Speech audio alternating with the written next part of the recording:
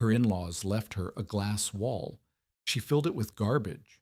Elias Voss, who had inspected prairie homesteads for 20 years, told her flatly, "That room will freeze you and the boy both." She had $12, one child, and no way to heat a room made of glass. On January 12th, 1888, the temperature plunged 60 degrees in 8 hours. But 5 months earlier, Clara Halverson had never built a heating system of any kind. She had arrived in Halverson County in August of 1887 with a husband who could lift a barrel of nails one-handed and a boy who still slept with his fist curled around her collar. By October, the husband was dead. By November, the boy slept with his fist curled around nothing, and Clara Halverson stood in a yard of crusted snow staring at the thing Martin's family had given her instead of a home. The lean-to faced south. That was the first thing she noticed, and the last thing that mattered to anyone else. It jutted from the back wall of the original shack like an afterthought, which is exactly what it had been. Martin had framed it the previous spring as a plant room, somewhere to start seedlings before the ground thawed, somewhere to dry herbs in autumn light. He had scavenged window sash from a torn-down depot building near the rail spur, and he had set the glass into the south-facing wall in 3 uneven rows. The sash was old. Some panes were wavy. 2 were cracked and stuffed with rags at the corners. But there was a great deal of glass, more glass than wood, and when the winter sun hit it, the room filled with light that had no warmth behind it. Martin's mother had not spoken to Clara at the burial. Martin's father, Peter, had said 6 words. "The south addition is your deed." His brother Jonas had smiled.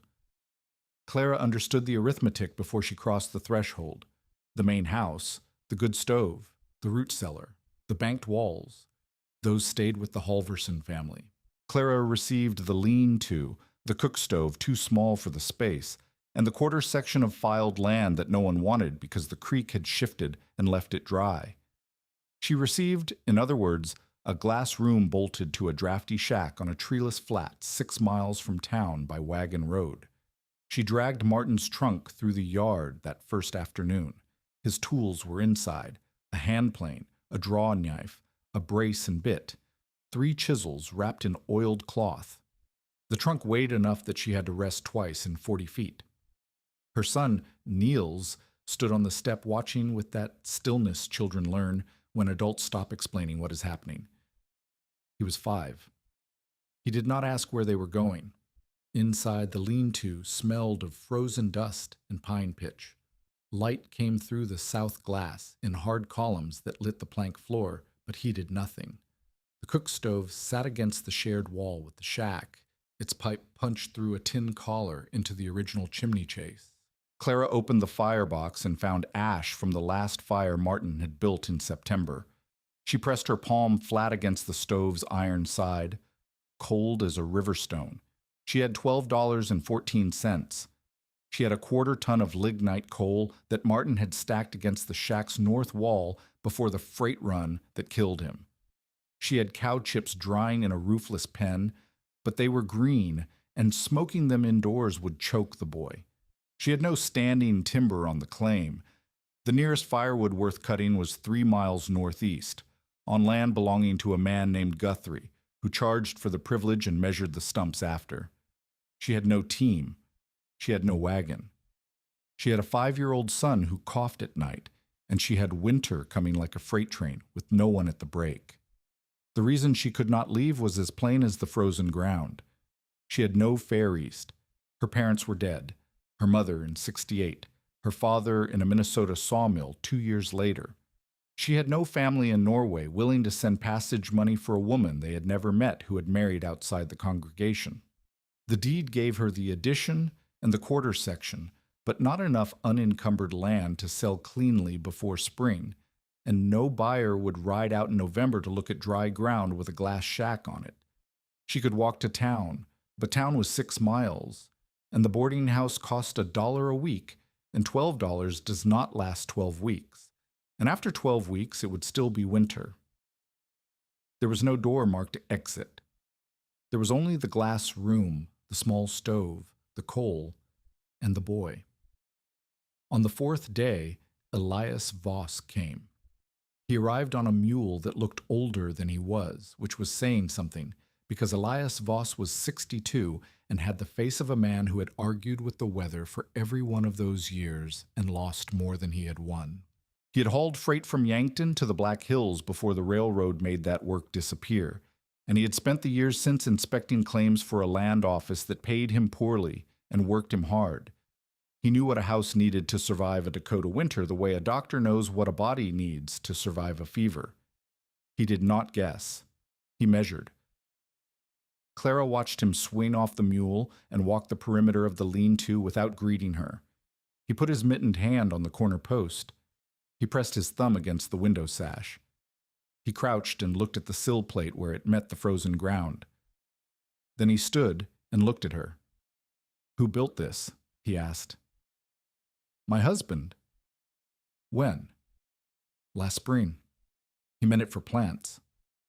Voss nodded. He walked inside. Clara followed. Niels sat on the floor near the stove wrapping rags around a wooden horse Martin had carved. Voss ignored the boy. He looked at the stove, the pipe, the collar, the ceiling joists, the glass. He ran his hand along the south wall, all those panes catching the low November sun, all that light pouring through with nothing to catch it on the other side. "You have half a frame," he said. "No banking, no sod against the base. The sill plate is sitting on dirt, not stone. You have maybe a cord and a quarter of coal out there, less if it is the soft stuff from the Ree Hills. You need 6 cords minimum to heat a room this size through to March, and that is with a proper stove, which this is not." Clara said nothing. She had already counted the coal. "The glass is the real problem," Voss said. He tapped a pane with his knuckle.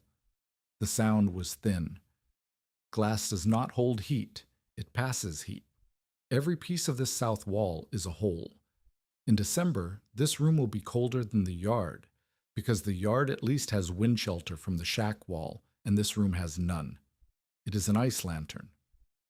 "What would you do?" Clara asked.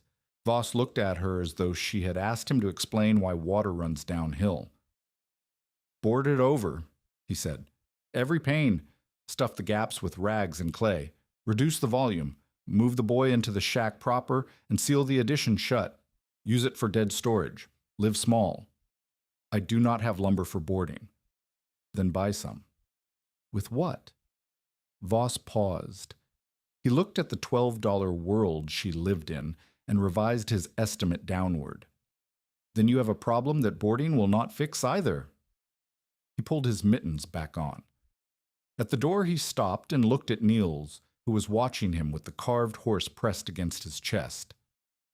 "When the real cold comes," Voss said, "that room will freeze you and the boy both. I have seen it. A room with this much glass and this little mass cannot hold heat past sundown. You will burn through that coal by January, and then there is nothing between you and the ground." He left. Clara stood in the ice lantern with her son and listened to the mule's hooves crunching away through the yard. She looked at the south wall. The sun was already dropping. In an hour, the light would be gone, and the glass would become exactly what Voss said it was, a series of holes through which the day's feeble warmth would drain into the plains dark. She fed the stove. She heated broth. She wrapped Niels in the thickest quilt and lay beside him on the pallet, listening to his cough rattle against the window glass, and she thought about her father, not Martin's father, her own. Arne Lund, dead in a sawmill in '69, had spent 5 years before that working as a cooper and odd hand for a brewer in river towns along the Mississippi. He had built barrels, mended vats, and done whatever the brewery needed when the regular men were drunk or gone. Clara had been small, 6 or 7, and she remembered almost nothing of those years except one thing. The south window in the cooperage had a row of dark bottles on the sill. Cider bottles, mostly brown and heavy-glassed, filled with liquid that had gone to vinegar and been forgotten.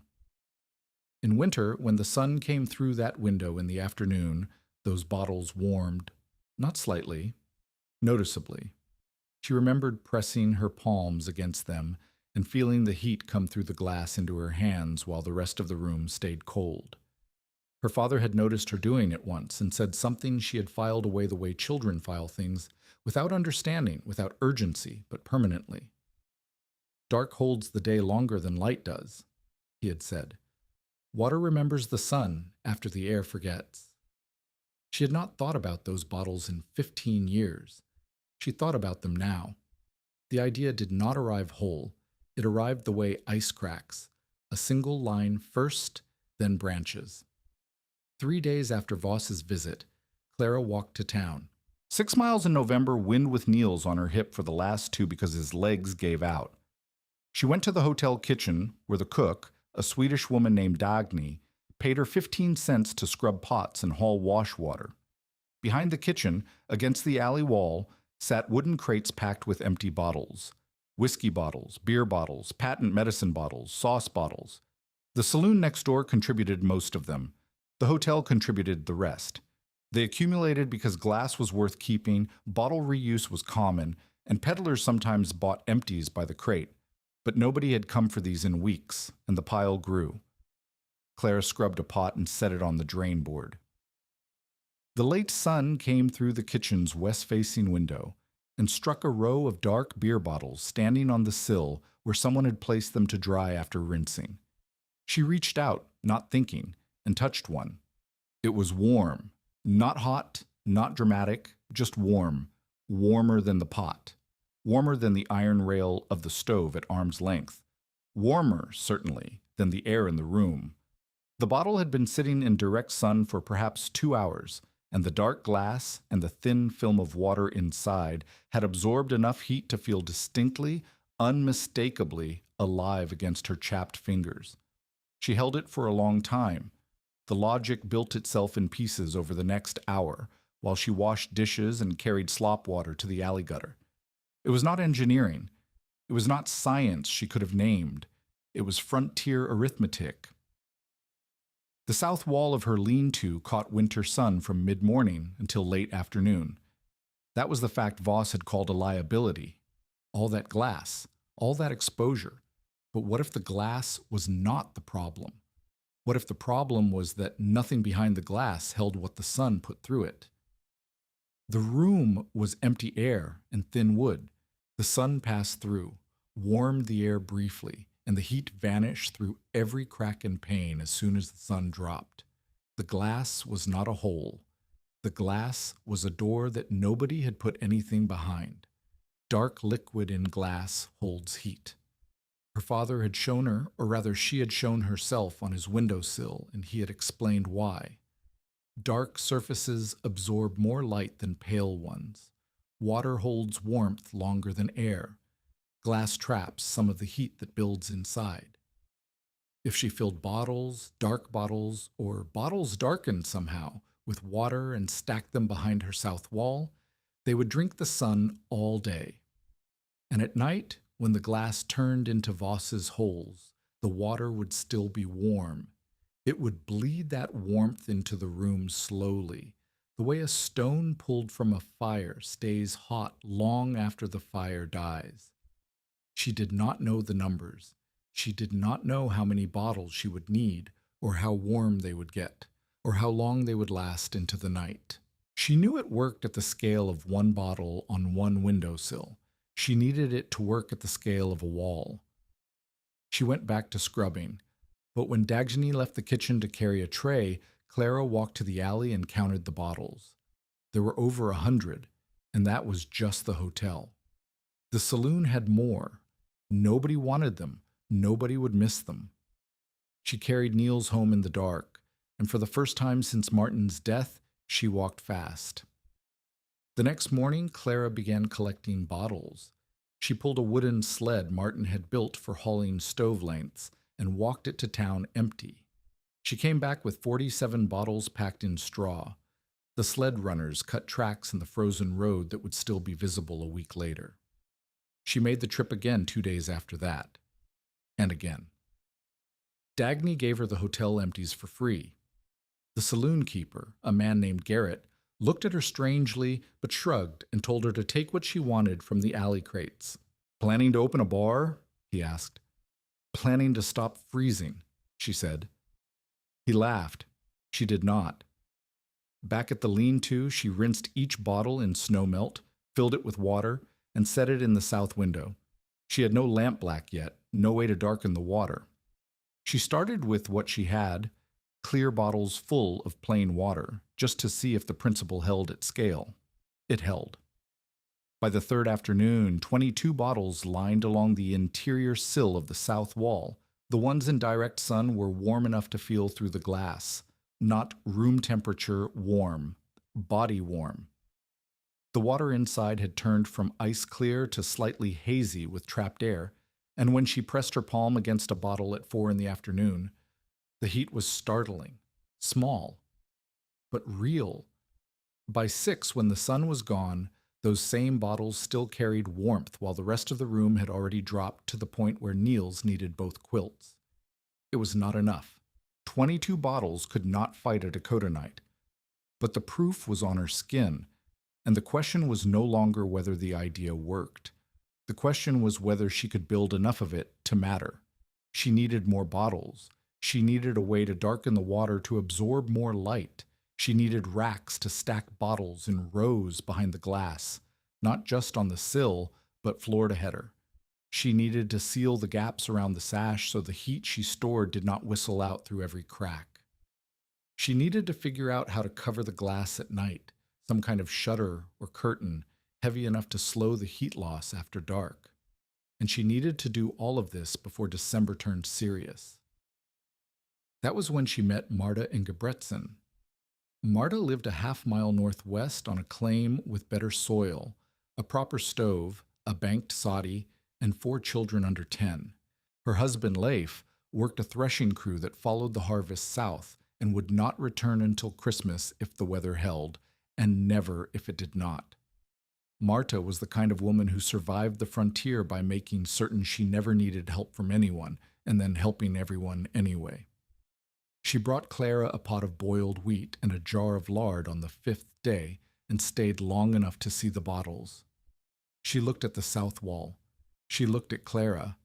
She looked at the bottles again. "What is that?" she asked. Clara explained. She kept it simple because there was no complicated version. Sun goes through glass. Dark water catches it. Water holds heat longer than air. More bottles, more heat held.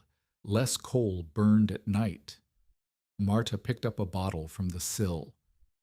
It was mid-afternoon, and the bottle was warm in her grip. She turned it over, set it down. "Glass breaks," Marta said. "Water freezes. What happens when a bottle full of frozen water bursts inside your wall at 2 in the morning? You have glass and ice on the floor and a child sleeping 10 feet away. The water will not freeze if there are enough bottles holding enough heat," Clara said. "And if there are not enough, if the sun does not shine for 3 days, if the temperature drops to 30 below and your bottles are just cold glass, then I burn coal, same as now, same as everyone. But you are betting the coal will last because the bottles will do some of the work." "Yes." Marta set the lard on the table. She looked at the lean-to the way Voss had looked at it, and Clara saw the same calculation behind her eyes. The measurement of glass against winter, air volume against fuel supply, ingenuity against physics. But Marta did not deliver a verdict. She delivered a question. "How many bottles do you need?" "I think 200, maybe more, enough to fill the south wall from floor to the top of the sash." Marta made a sound that was not quite a laugh. "That is a madwoman's errand." "The alternative is a dead woman's winter." Marta left. She did not say she would help. She did not say she would not.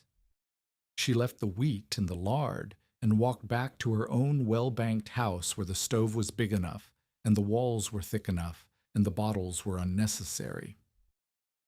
Clara fed Niels. She put him to bed. Then she stood at the south wall in the dark and pressed her palm against a bottle that was still just barely warmer than the air around it. She kept her hand there until she could not feel the difference anymore. Then she went to sleep. The next encounter was not a question. It was an ambush.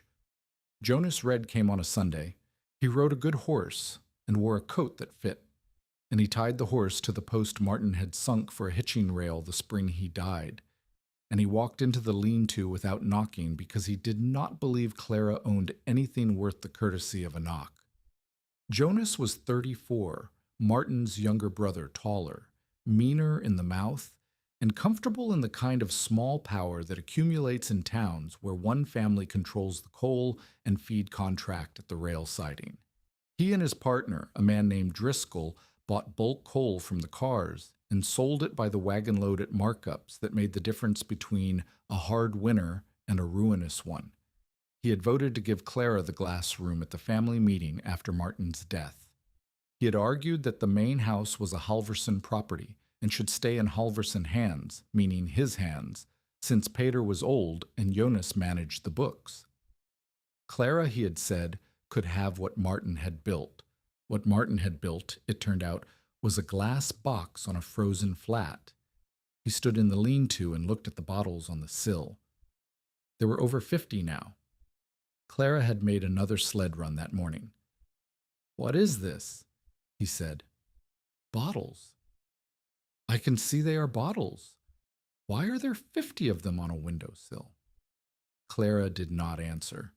She was rinsing a whiskey bottle in a basin of snowmelt, her hands red and cracking at the knuckles.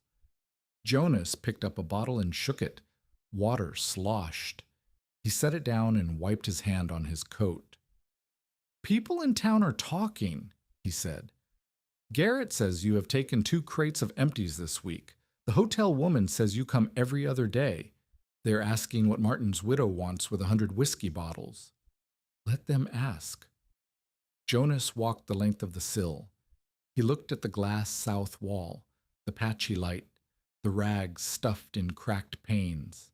He looked at the stove and the coal pile visible through the shack's back door, smaller now by a visible margin. "Clara." His voice carried the particular patience of a man explaining something to someone who should not need it explained. "This is not a house. This is a cold frame with a stove in it. You cannot make it warm with garbage. You need coal, proper banking, and ideally you need to come to an arrangement that puts you and the boy somewhere sensible before December." "An arrangement." "I will buy the deed to this quarter section. $40. That gives you fair east or 4 months at the boarding house." "The quarter section appraised at 90, Clara said. "The quarter section appraised at 90 with water on it. The creek moved. You know that. 40 is generous for dry land with a glass shack." Clara wrung the bottle dry and set it on the sill with the others. The row was filling. Sun hit the water and made small, scattered light on the ceiling. "Even widows can be taught sense by January," Jonas said. She did not respond. He waited. She picked up the next bottle and began rinsing it.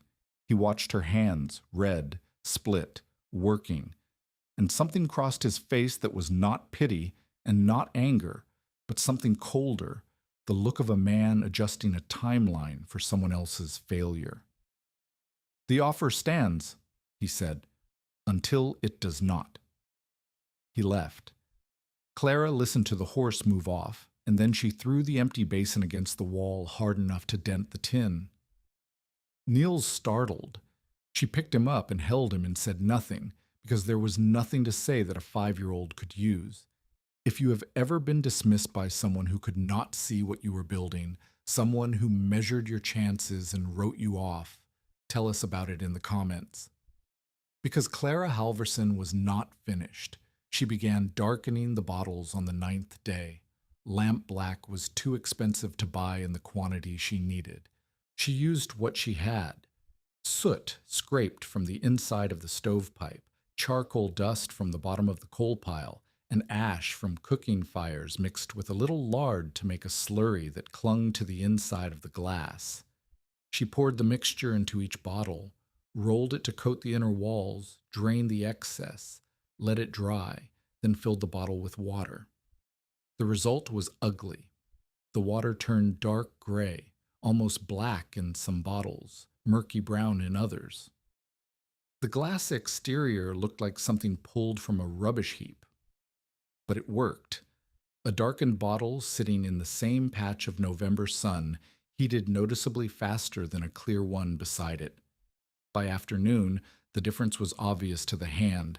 The dark bottle was warm, the clear one was cool. Clara lined up 6 darkened bottles and 6 clear ones on the sill as a test and checked them every hour. By 3 in the afternoon, the dark bottles felt like stones pulled from beside a hearth. The clear ones felt like glass. She darkened every bottle she had. But the sill was full, and the sill was not enough. She needed the bottles stacked in rows from the floor to the top of the window frames, covering the entire south wall, turning the glass room's greatest weakness into a wall of stored heat. For that, she needed racks, shelves, some kind of framework that could hold the weight of 200 bottles of water, call it 300 pounds at minimum, without collapsing onto her son. She did not know how to build racks. Martin would have built them in an afternoon. Martin was dead. She had a draw knife and chisels and no lumber. That was the morning she heard someone hammering behind the mercantile and walked around the corner to find a one-armed man straightening nails on an anvil stump. Abel Mercer was 58, thin in the way that work makes a man thin rather than hunger, and he was missing his left arm from 4 inches below the shoulder. He had lost it to a boiler explosion on a Missouri River steamer in 1871, and had spent the 16 years since proving that 1 arm and a good eye could do the work of 2 arms and a careless mind. He mended stove flues. He patched tin roofs. He repaired window sash, solared kettles, and straightened any piece of metal that needed straightening. He traveled a circuit from Kansas to the northern plains and spent winters wherever someone needed enough tin work to keep him fed. Clara watched him work. He held the nail against the stump with a wooden jig he had built himself, a slotted block that gripped the nail shank while he struck the head. Each blow was precise. No wasted motion. "I need shelving," she said. "For what?" "Bottles, heavy ones, filled with water." He looked up. His eyes were gray, sharp, unimpressed. "How many?" 200, eventually." "What for?" she told him. She expected the same look Voss had given her, the same calculation Jonas had run. Mercer listened without expression. When she finished, he set down the hammer and pulled a bent nail from the jig. "You are putting thermal mass behind a south glass," he said. Clara did not know the term. "I am putting hot water where the cold air is." Mercer almost smiled. "That's the same thing," said Plainer. He tossed the nail into a coffee can. "How are the bottles arranged now?" "On the sill, 1 row. You need depth, multiple rows. The back row stores heat longer because the front row insulates it, and you need air to move between them, or the heat stays trapped against the glass and goes back out at night instead of into the room." Clara stared at him. "You understand this." "I have mended greenhouse flues from here to Abilene. I know what glass does to sunlight, and I know what a jug of water does sitting in a sun-warm greenhouse at 4 in the afternoon. I never thought about scaling it to a living room." He paused. "But I never had to." He looked at her hands, the cracked knuckles, the soot under the nails, the redness that came from hours of washing glass in cold water. He did not pity her. He evaluated her the way a man evaluates a colleague.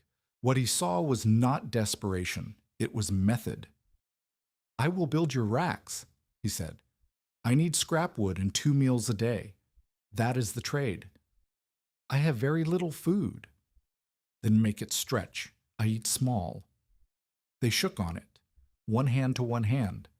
Clara walked back to the lean-to with the first real ally she had found since Martin died, and she walked fast because November was half gone and the racks did not exist and the bottles were still sitting in a single useless row on a windowsill while the season tightened around her like a fist. She had 63 bottles. She needed 200. She had no racks. She had $11 and some coins.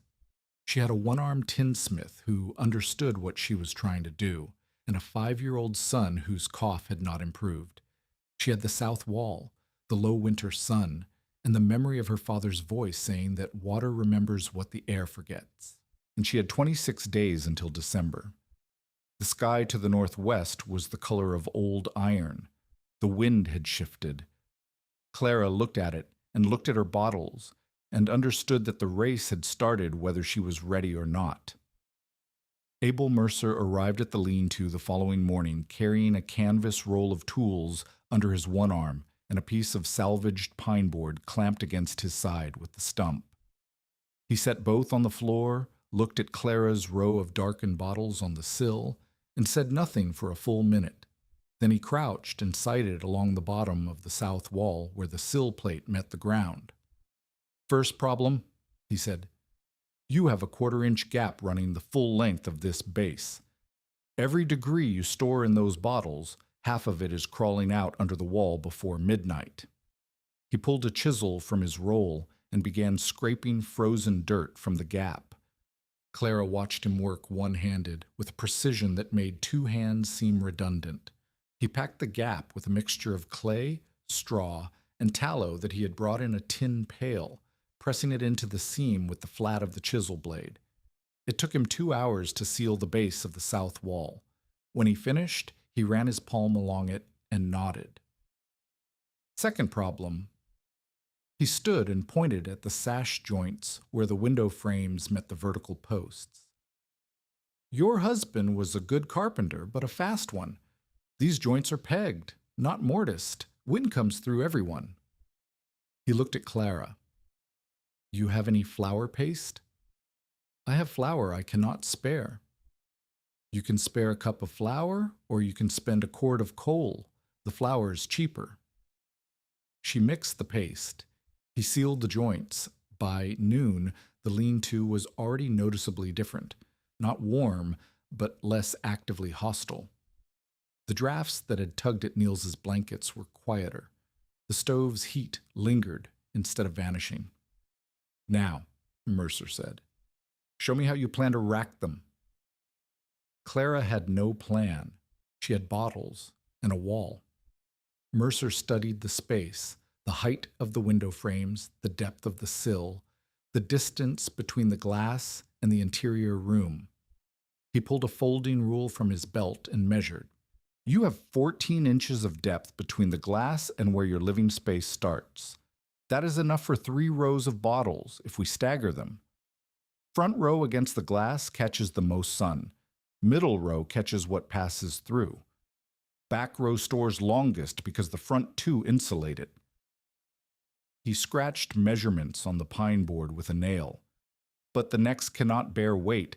Stack a bottle on top of another bottle and the neck cracks or the whole column slides. You need slotted shelves, horizontal boards with holes cut for each bottle to sit in. The bottle rests on its base in the hole. The shelf carries the weight. The bottle above sits in the next shelf up." "How many shelves?" 5 high. 6 bottles per row per shelf, 3 rows deep. That is 90 bottles per section, and you have roughly 2 sections of usable window wall. He calculated. 180 bottles in the racks, plus whatever you can fit on the sill and the floor row. Call it 220 if we build it right. I have 63. Then you had better walk faster. Clara walked faster. Over the next 11 days, she made the 6-mile round trip to town 7 times. She pulled the sled through freezing mud, through early snow, through wind that cut across the flats without a single tree to slow it down. She collected bottles from the hotel, the saloon, the mercantile's back room, A widow named Cox, who had 60 empties in her cellar from her late husband's patent medicine habit and was glad to see them go. She collected bottles from the rail siding where freighters sometimes left broken crates of empties rather than haul them farther. She picked through the crates on her knees, testing each bottle for cracks by flicking the rim with her fingernail.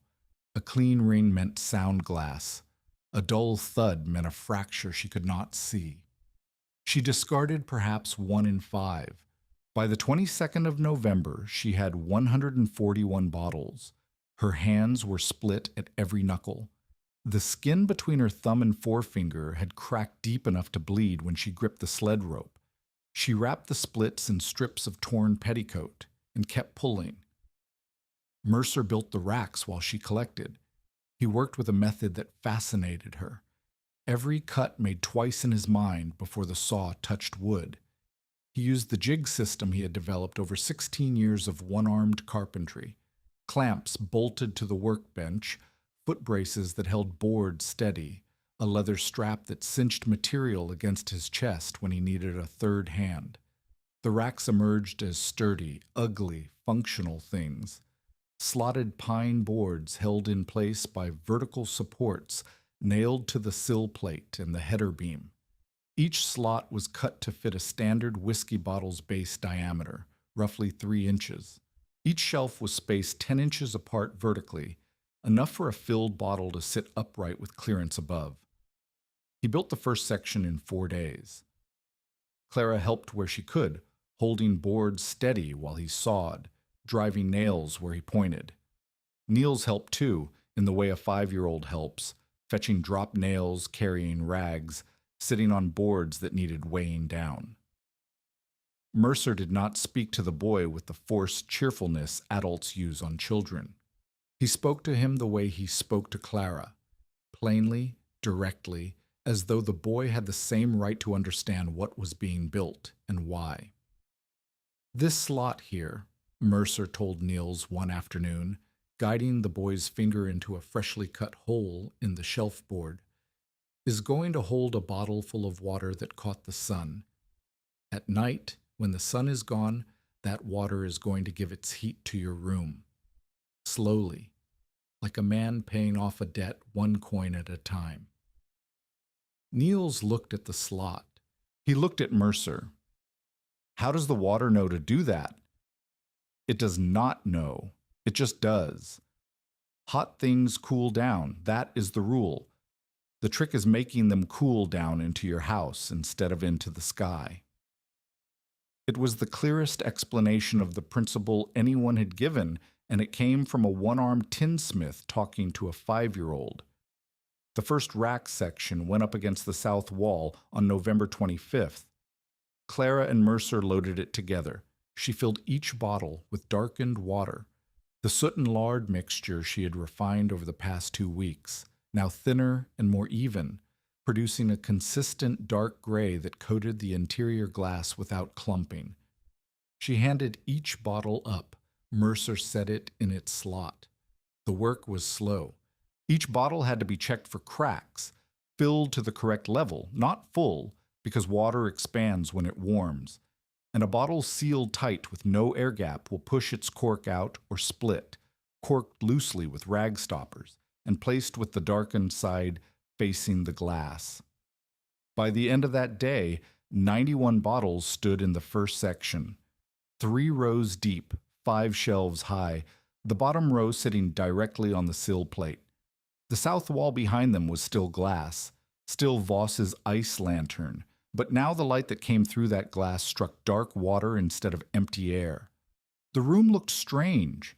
It looked, frankly, like a wall of garbage. Dark bottles packed tight, wooden racks bracing them, the glass behind catching low November sun and throwing it into liquid that absorbed it and held it and would not let it go.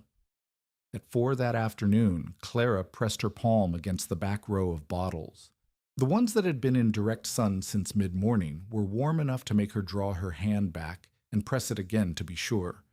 Not hot, not dangerous, but unmistakably, startlingly warm like a living body, like something with a pulse.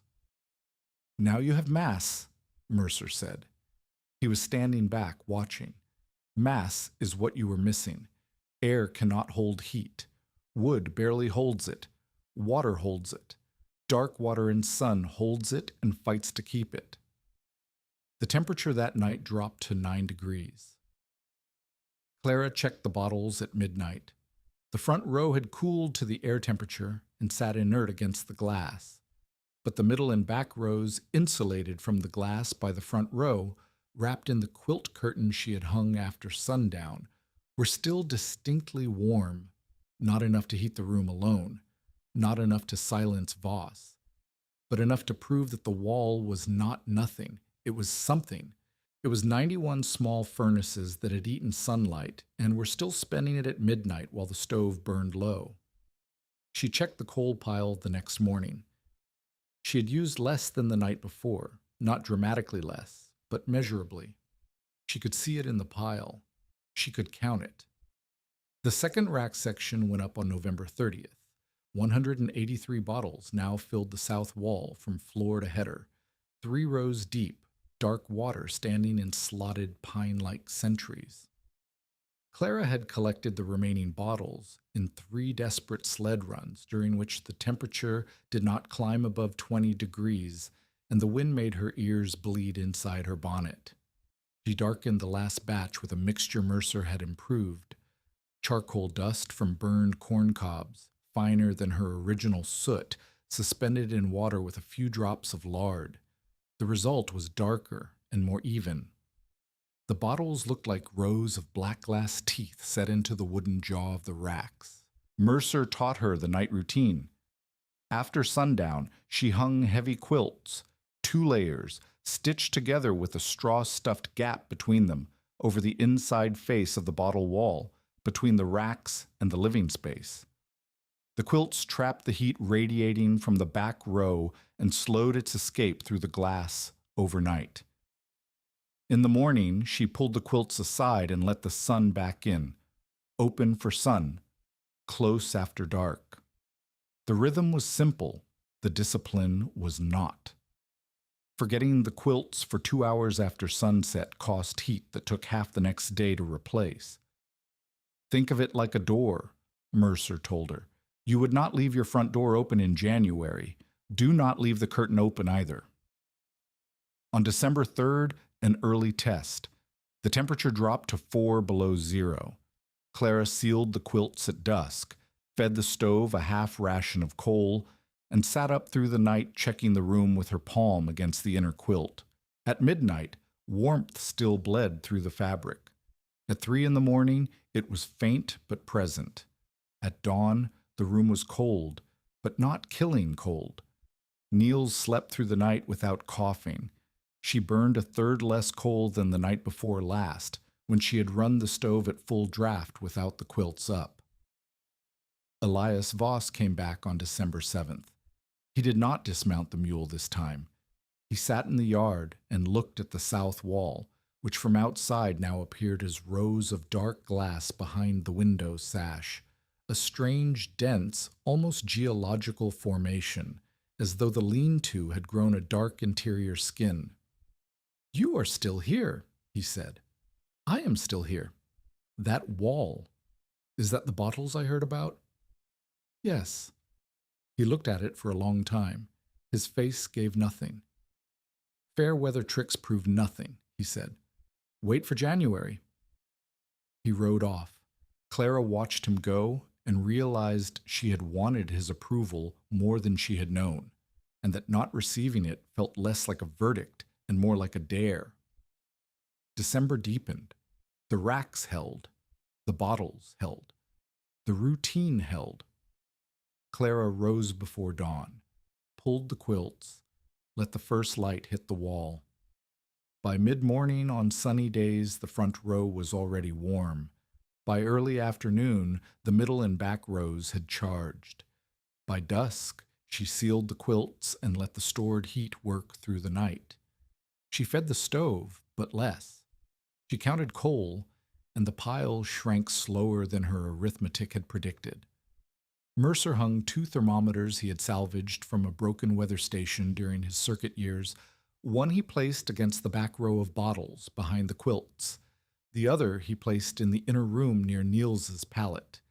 The readings confirmed what Clara's palms already knew. On clear December days, the bottle side thermometer climbed 20 degrees above the outdoor air by mid-afternoon.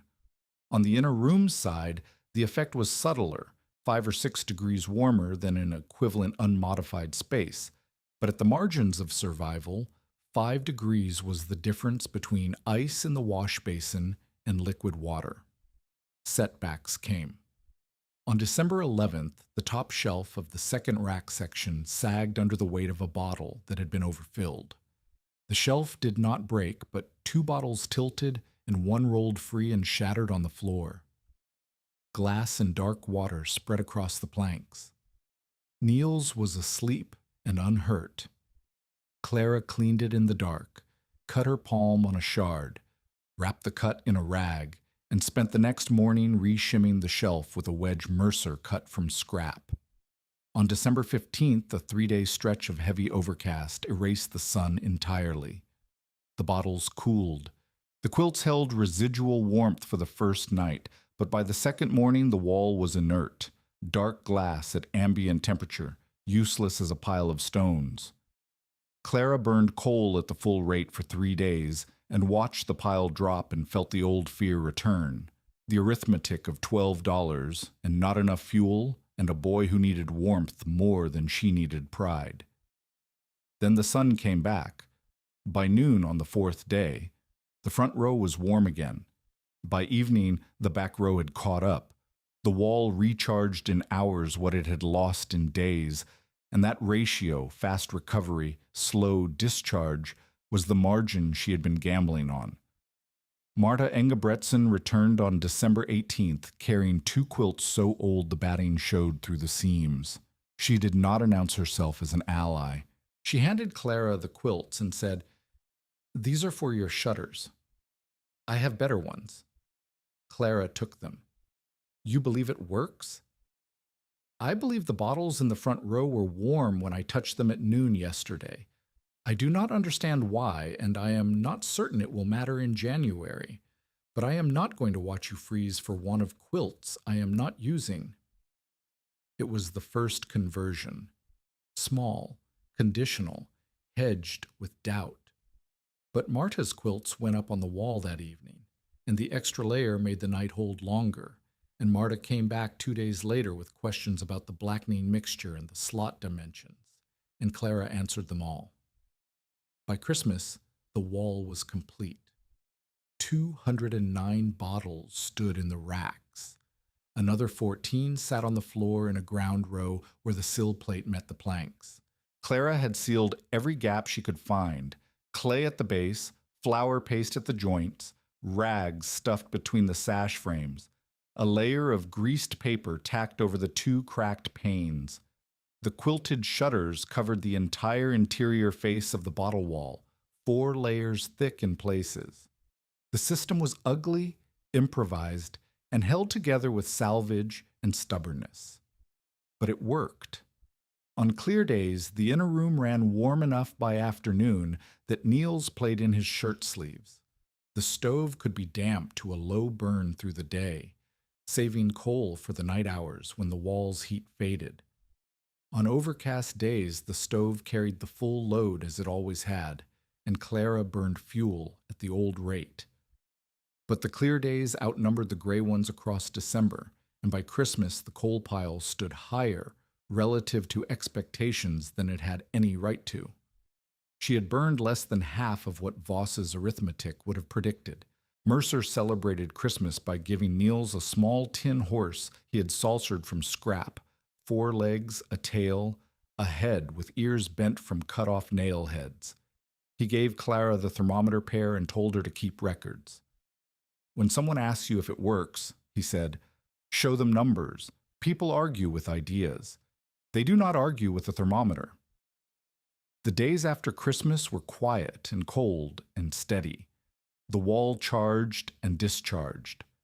Clara opened and closed the quilts. The stove burned low. Niels's cough had improved, whether from the warmth or from the broth Marta brought, or from the simple passage of childhood illness, Clara could not say. She did not care about the cause. She cared about the breathing, steady and clear in the dark. January arrived.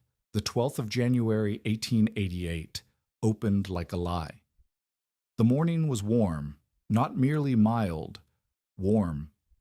The kind of warm that in January on the Dakota Plains feels less like weather and more like a mistake. The temperature at dawn stood above freezing. By mid-morning, it had climbed further. Snow softened on the roof. Water dripped from the eaves of the lean-to and fell into the yard in a rhythm that sounded like spring. The sky to the south was pale and open. The sky to the northwest was not visible behind the shack, and Clara did not walk around to check it because she was busy. The warm morning was a gift to the wall. Clara pulled the quilts at first light and let the sun pour through the glass, unobstructed. The bottles drank it. By 10 in the morning, the front row was warm to the touch. By noon, the back row had heated enough that the thermometer Mercer had hung behind the quilts read 18 degrees above the outdoor air. The room was warmer than it had been since October. Niels sat on the floor by the bottle wall and leaned his back against the warm glass. Clara opened the inner door to the shack and let the heat migrate. Mercer was there. He had come that morning to repair a hinge on the shack's back door that had been grinding since November. He worked in the yard in his shirt sleeves, which on January 12th in Dakota Territory was an act so unusual that both of them had laughed about it. At 1 in the afternoon, the laughter stopped. Clara saw Mercer straighten in the yard and turn northwest. She stepped outside and looked. The horizon had changed. Where there had been nothing, gray-white sky meeting gray-white ground in a seam so faint it barely existed, there was now a line, dark, thick, moving. It looked like a wall of smoke rolling across the flats, but it was not smoke. It was snow and wind compressed into a front so dense it had visible edges, and it was coming fast. "Get inside," Mercer said. His voice had changed. The easy, measured tone was gone. What replaced it was flat, hard, urgent, the voice of a man who had survived frontier weather long enough to know what a fast-moving front looks like and what it does. Clara grabbed Niels from the floor where he was playing and carried him into the shack. Mercer came in behind her and pulled the back door shut. Through the south glass of the lean-to, the sun still shone. The bottles still glowed, but to the northwest, the dark wall climbed higher and moved closer, and the dripping from the eaves had already stopped. The temperature began to fall. It fell the way a stone falls, not gradually, not with warning, but with the acceleration of something released from a height. In the first hour, the warmth vanished from the air outside. In the second hour, the wind arrived, and it arrived not as gusts, but as a continuous hammering pressure that bent the grass flat and drove snow horizontally across the yard with a sound like sand thrown against metal. The temperature dropped 20 degrees in those 2 hours. It would drop another 40 before dawn. Inside the lean-to, Clara sealed the quilts across the bottle wall. Every layer, every gap. She stuffed rags along the base of the quilt curtain where drafts crept beneath it.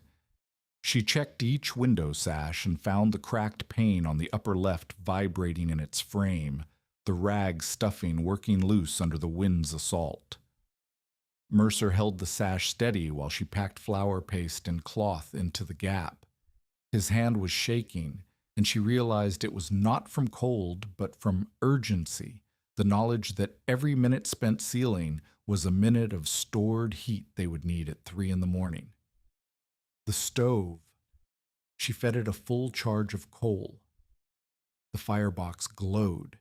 Heat poured from the iron sides, but the shack was thin-walled and the lean-to was mostly glass, and Clara could feel the cold pressing through every surface like a living thing trying to get in. At 3 in the afternoon, Niels began to cry. Not from fear, from his body. His forehead was hot. His cheeks were flushed in a way that had nothing to do with the stove. Clara pressed her lips to his temple, the frontier thermometer, and felt fever. Not the mild warmth of a passing chill. The dry, insistent heat of something deeper. He had been fine that morning. He had played by the warm bottles in his shirt sleeves.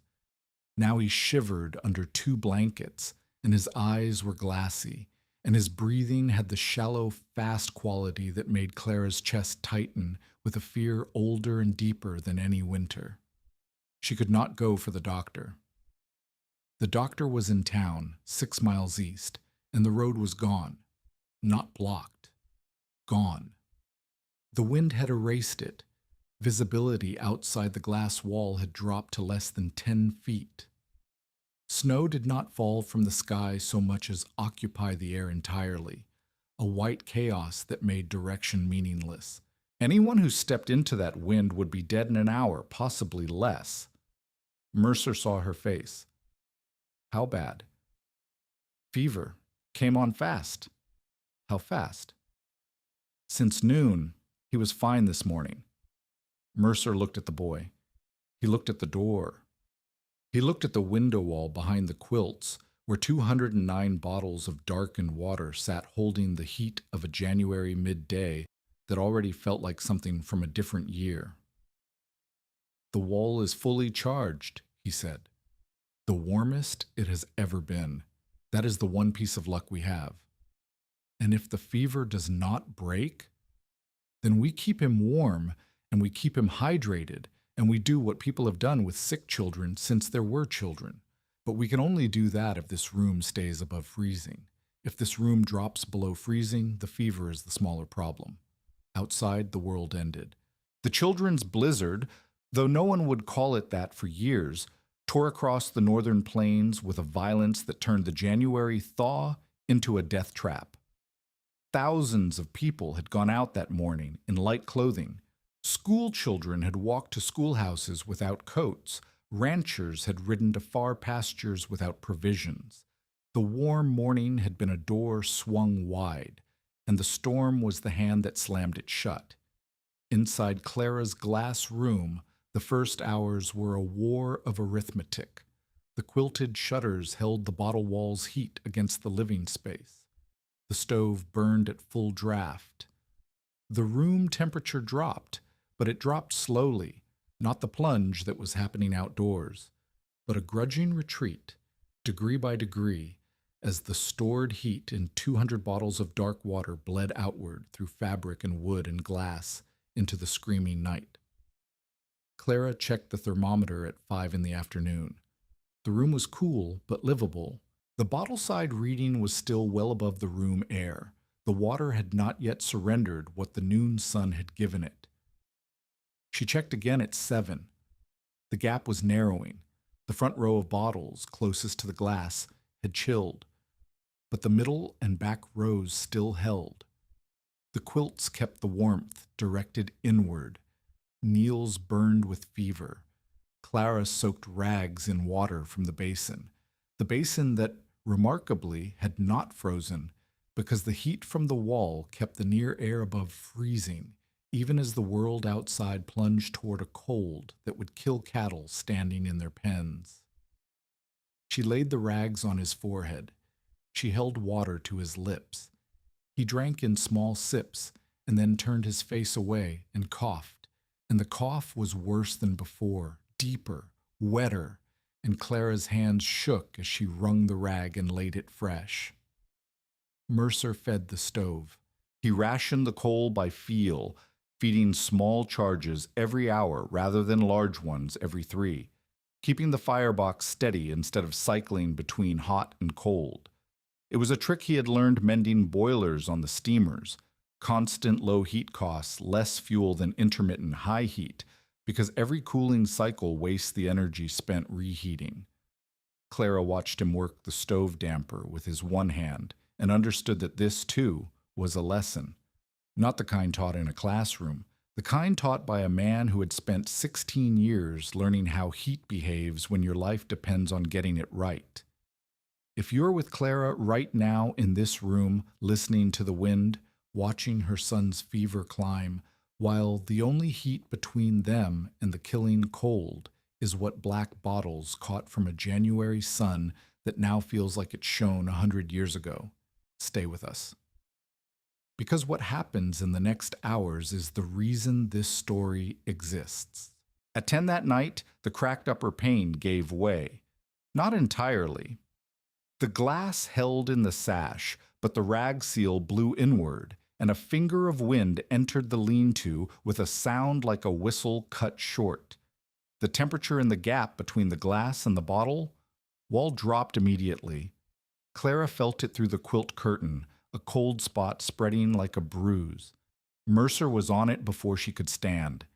He grabbed a rag, soaked it in the flour paste Clara had mixed that morning, a lifetime ago, in the warm, and packed it into the gap one-handed while the wind tried to push it back out.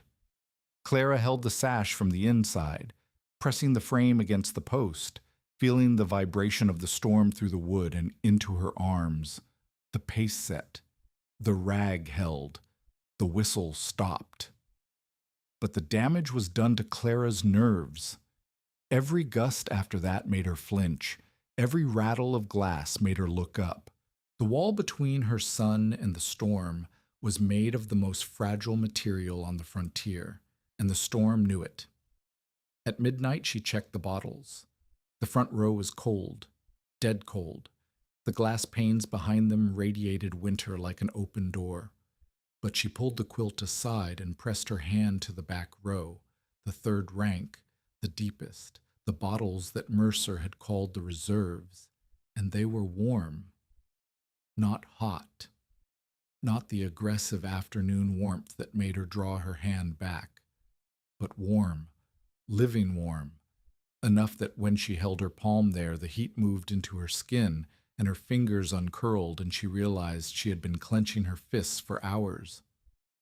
"It is still there," she said. Mercer nodded. He was sitting by the stove with his coat on, feeding it. "It will last until 2, maybe 3. After that, the stove carries everything." "How much coal is left?" "Enough for the stove at this rate through tomorrow afternoon. If the storm breaks by morning, we are fine. If it runs 2 days, we are short." Clara looked at her son. His breathing was fast and shallow. His fever had not broken. The room was cold enough now that she could see her own breath in the lamplight, but the pallet where Niels lay was positioned between the bottle wall and the stove, the warmest corridor in the room. The 6-foot strip where stored heat from the wall and radiant heat from the iron stove overlapped. In that strip, the air was tolerable. Outside that strip, it was not. At 2 a.m, Jonas Red nearly died. Clara did not learn this until later. What happened was simple and brutal. Jonas had spent the warm morning hauling coal from the siding to a customer's house 3 miles south. The storm caught him on the return trip. His wagon tongue snapped in a drift that the wind had packed to the density of wet sand. His team bolted. He made it back to his house on foot, in the dark, in wind that drove snow into his lungs. By following a fence line, he could feel but not see. He lost 2 fingers on his left hand to frostbite and nearly lost his feet. His coal, the wagon load he had been so proud to haul, sat buried in a drift a mile south of town, and his kitchen, which had a good stove but thin walls and no thermal mass to speak of, burned through its reserves by midnight, and by 2 a.m. was cold enough to ice the water bucket. Other houses fared as badly or worse. A family named Stoltz, 4 miles northwest, lost their poultry and nearly lost their youngest child when the stovepipe joint separated in the wind and filled the soddy with smoke. They spent the night in the root cellar, wrapped in everything they owned.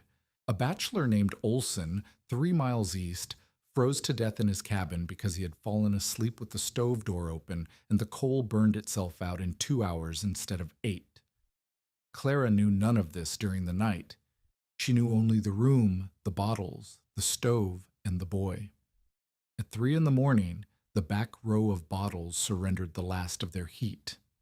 Clara pressed her palm to the glass and felt nothing. The wall had given everything. 12 hours of stored sunlight spent across 10 hours of the worst blizzard in a decade. The stove was now alone, but the stove was not fighting the same battle it would have fought without the wall. The wall had carried the load from dusk until 3 in the morning, 9 hours during which the stove burned at a reduced rate, conserving coal that was now available for the final push. Clara did the arithmetic in her head while Mercer slept in the chair with his coat pulled over his face. If the wall had not existed, the stove would have burned at full rate from 5 in the afternoon.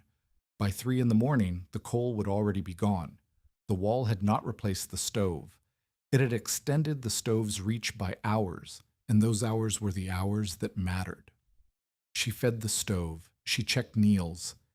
His fever held, but it had stopped climbing. His breathing was still fast, but no longer had the wet rattle that had terrified her at midnight. He slept. She covered him with every quilt she was not using on the bottle wall and sat beside him on the floor with her back against the warm iron of the stove and waited for the light. Dawn came gray and violent. The wind had not stopped, but it had shifted, and through the south glass, through the wall of dark bottles and the quilted shutters pulled partly aside, Clara saw a dim brightness that meant the sun was somewhere above the storm, even if it could not break through. The temperature outside was 41 degrees below the reading at noon the day before. The temperature inside the room was cold. Her breath plumed. The basin of water near the stove was still liquid, but the basin near the door had frozen solid. The basin near the bottle wall was liquid. Cold, but liquid. The thermal mass had bled enough residual heat through the night to keep its immediate vicinity above freezing, even after the bottles themselves had cooled. It was a small thing. It was everything. By mid-morning, the storm eased. The wind dropped from a scream to a moan. Snow still fell, but it fell downward instead of sideways, and through the south glass, Clara saw a crack of light widening on the horizon. The sun would return. The wall would recharge. The stove would last. Niels opened his eyes at noon. His fever had broken. He looked at Clara and said, "I am hungry." She held him so hard he squirmed, and then she fed him broth, and then she sat on the floor beside the bottle wall and pressed her palm against the back row. The bottles were warming, faintly.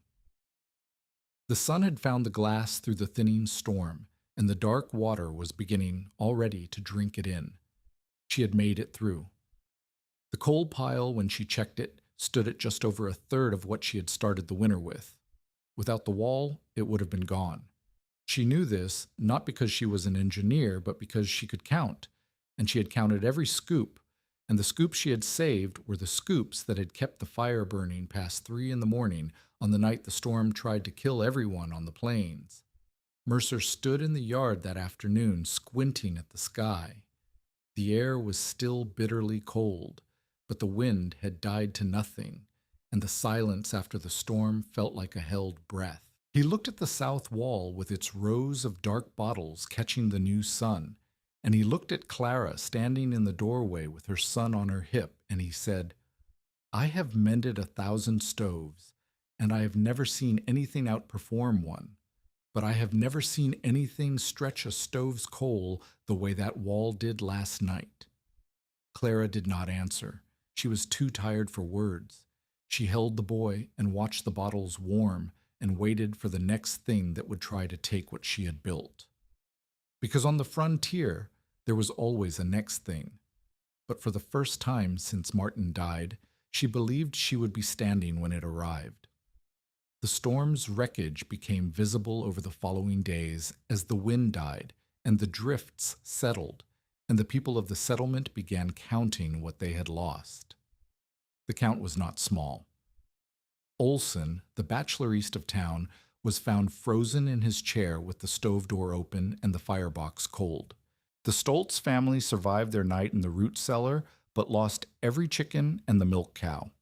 A school teacher named Fisk had kept 14 children alive in the schoolhouse by burning desks and fence posts when the coal ran out, and she had frostbite on both feet that would take 2 toes before spring. Jonas Red sat in his kitchen with his left hand bandaged in rags, 2 fingers black, and a coal bin that held less than a day's worth because the wagon load he had been hauling was buried somewhere south of town under 5 feet of drift. Clara heard these stories the way the frontier delivered them, in pieces, from neighbors passing through, from Marta, from the freighter who came 3 days after the storm to check the rail siding. She listened and she said nothing, because the frontier taught early that survival is not a boast. You lived or you did not, and the ones who lived did not dance on the graves of the ones who did not. But the numbers told a story that silence could not hide. Elias Voss came on January 17th, 5 days after the blizzard.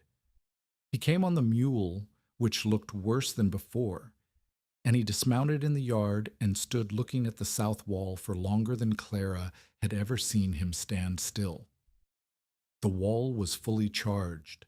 3 days of clear, cold weather after the storm had given the bottles uninterrupted sun, and the racks glowed with the dense, dark warmth that Clara had learned to read like a language. The front row caught the light. The middle row stored it.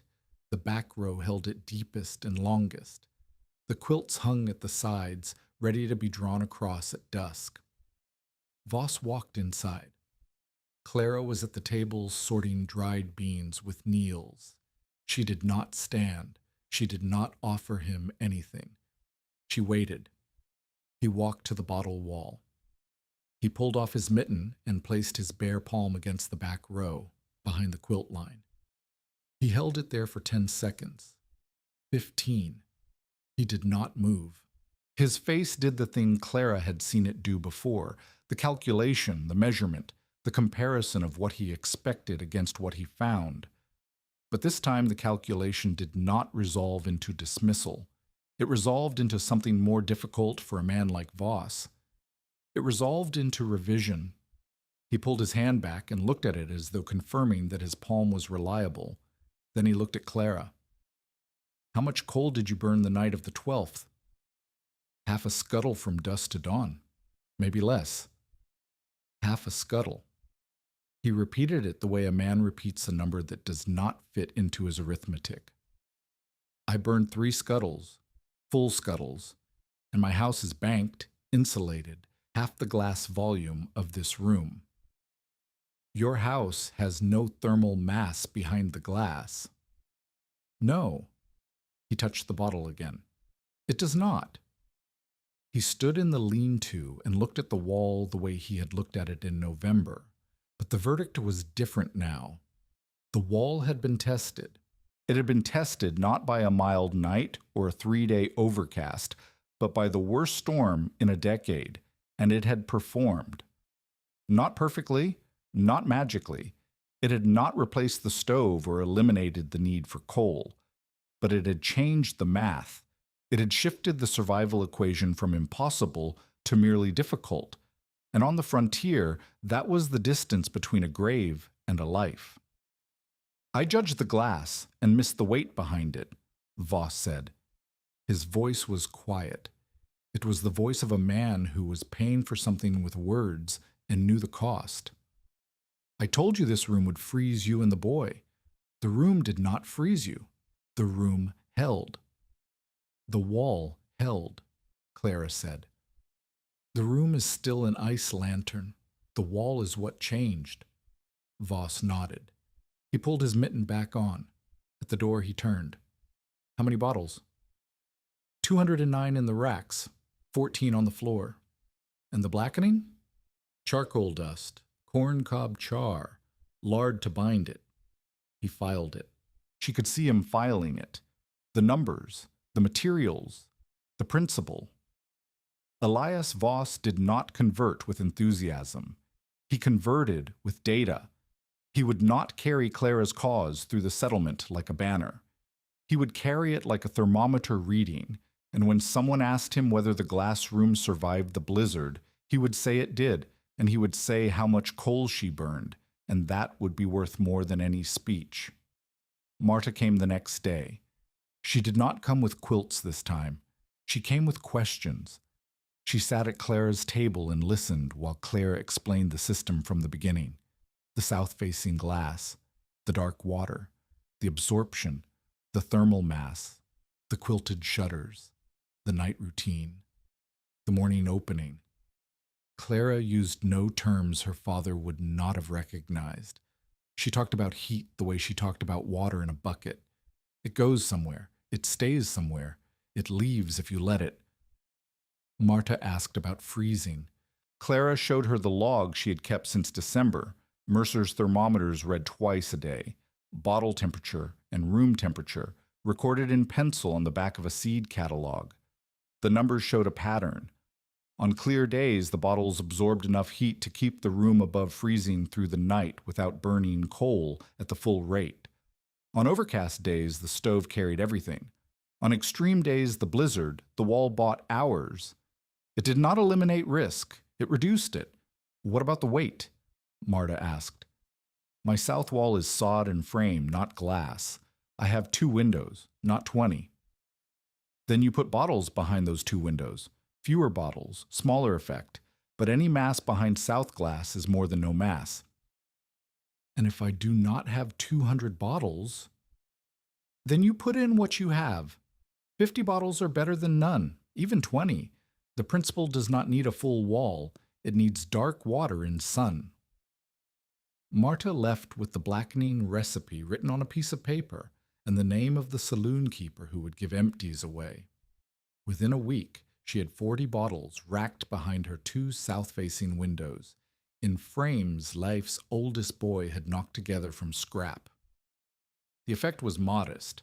Her house was already well banked and well stoved, but on clear days the south room ran warmer in the afternoons, and at night the bottles bled just enough heat to let her damp the stove lower for the first few hours. She told Clara she had saved perhaps a quarter scuttle a night. That is not nothing, Marta said. Over a winter, Clara replied, it is a great deal. Others came, not in a rush. Slowly, the way information travels on the frontier, through observation, through gossip corrected by results, through the stubborn arithmetic of coal bills. A woman named Gerta Holm, whose husband was away with a railroad crew, walked 3 miles to see Clara's wall. She stood in the lean-to and touched the bottles and asked if it would work with crockery jars instead of glass bottles. Clara thought about it and said she did not know, but that dark crockery and sun would absorb heat the same way dark glass did, and water inside would store it the same way. Gerda went home and filled 6 stoneware jugs with water, blackened them with stove polish, and set them in her south window. She reported a week later that they worked. Slower to warm and slower to cool than glass, but they worked. A farmer named Tolaf Brecka came to ask about the racks. He had more carpentry skill than Clara and less glass. He adapted the principle using tin cans, coffee tins, and lard pails filled with darkened water and stacked behind a single south window. The result was crude, but measurable. His wife said the south room was warmer by afternoon than the north room with the bigger stove. Clara taught each person who came. She showed them the bottles, the blackening mixture, the rack design, the quilted shutters, the routine. She showed them Mercer's thermometer readings. She answered their questions with specifics, bottle count, water level, soot recipe, shutter timing, because specifics were what convinced frontier people, not promises, not theory, numbers they could verify with their own hands. One afternoon, Marta brought her 2 oldest children and Gerda's daughter, and Clara taught them the sun path. She took them into the yard and drove a stick into the snow and showed them where the shadow fell at 10 in the morning and where it fell at 2 in the afternoon. She stretched a cord from the stick to the south wall and showed them the angle, low in January, lower than they expected, pouring through the glass at a slant that hit the bottles all the way to the back row. In summer, she explained, the sun would climb high enough that the bottles would barely see it. And that was good because you did not want the wall heating your house in July. How did you know where to put the bottles? Gerta's daughter asked. She was 8, with her father's serious eyes. I put them where the sun went, Clara said. I watched for a week. The sun told me. It was not a lecture. It was a stick in the snow and a piece of cord and a question from a child, and it transmitted the principle more clearly than any diagram could have. The children went home and told their parents about the shadow and the angle and the reason the bottles faced south and not west, and the parents listened the way parents listen when children have learned something true, with surprise that the world can be explained so simply. Clara realized, watching them leave, that she was becoming something she had not intended to become. She had built the wall to survive. She had not planned to teach. But the frontier did not distinguish between skills held and skills shared. If you knew how to do something and your neighbor did not, and winter was coming, the knowledge was not yours to keep. It belonged to the cold, and the cold distributed it by necessity. Mercer watched these teaching sessions from the corner where he mended tin or straightened nails. He said little during them, but afterward, when the visitor had left, he sometimes offered a correction or a refinement. Tell Brecca to leave a gap between his tins and the glass. If they sit flush against the pane, the heat transfers back out faster than it moves inward. Or, Gerta's jugs need to be darker. Stove polish is good but thin. A second coat will make a difference she can feel. He was not correcting Clara. He was collaborating. The difference mattered. He spoke to her the way he spoke to a fellow tradesman, with the assumption of competence, the shorthand of shared understanding. Clara noticed in the second week of January that he had started asking her opinion before he changed anything in the lean-to. I want to move the lower rack forward 1/2 inch. The air channel behind it is too wide. Do you agree? She did not always agree. When she disagreed, he listened. One evening, while they sat by the stove after Niels was asleep, Mercer told her about the steamer. Not the explosion itself. He never described that. And Clara never asked, but the years after. He had been 26, her age now, when he lost the arm. A boiler mate on the Corabelle out of St. Louis. The doctors in a river town had taken the arm below the shoulder and given him laudanum and told him he was finished with physical work. I believed them for about 4 months, he said. Then I got hungry enough to pick up a hammer. He had taught himself to solder one-handed by clamping the work in a vise he bolted to whatever surface was available, a stump, a table, a fence post. He had taught himself to saw by building the foot-brace jig Clara had watched him use. He had traveled north because the frontier needed tin work more than the cities did, and asked fewer questions about a man's missing parts. I am not a brave person, he said. I am a person who could not afford to stop. Clara understood that sentence the way she understood the bottles, not as philosophy, but as a description of physics. A body in motion on the frontier stayed in motion because the alternative was a body at rest in frozen ground.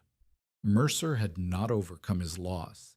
He had outworked it year by year, joint by joint, the same way Clara was outworking hers.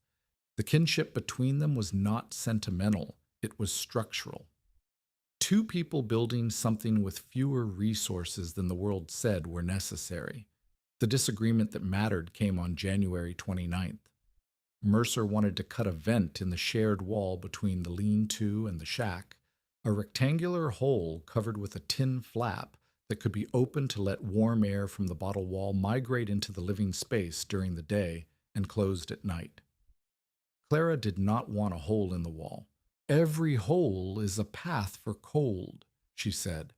I have spent 2 months sealing holes. I am not cutting a new one. This is a controlled hole, Mercer said. Open when the wall is warm, closed when it is not. It doubles the range of the heat. Right now the lean-to benefits, but the shack only gets what leaks under the door. A vent changes that. And if the vent seal fails, if the tin warps, if I forget to close it one night, then you close it the next morning and lose 6 hours of heat. That is not a catastrophe. That is a lesson. They argued about it for 2 days. Clara's resistance was not irrational. She had learned that frontier survival depended on minimizing the number of things that could go wrong, and every new opening in a wall was a new vulnerability. Mercer's insistence was not arrogance. He had spent 16 years working with heat in enclosed spaces, and he knew that a system that only warmed one room when it could warm two was leaving value in the wall. On the third day, Clara yielded, not because Mercer persuaded her with words, because she watched him build a test vent from a tin plate and 2 screws and hold it against the wall during a sunny afternoon, and the heat that moved through that 4-inch square opening was strong enough to feel on her face from 3 feet away.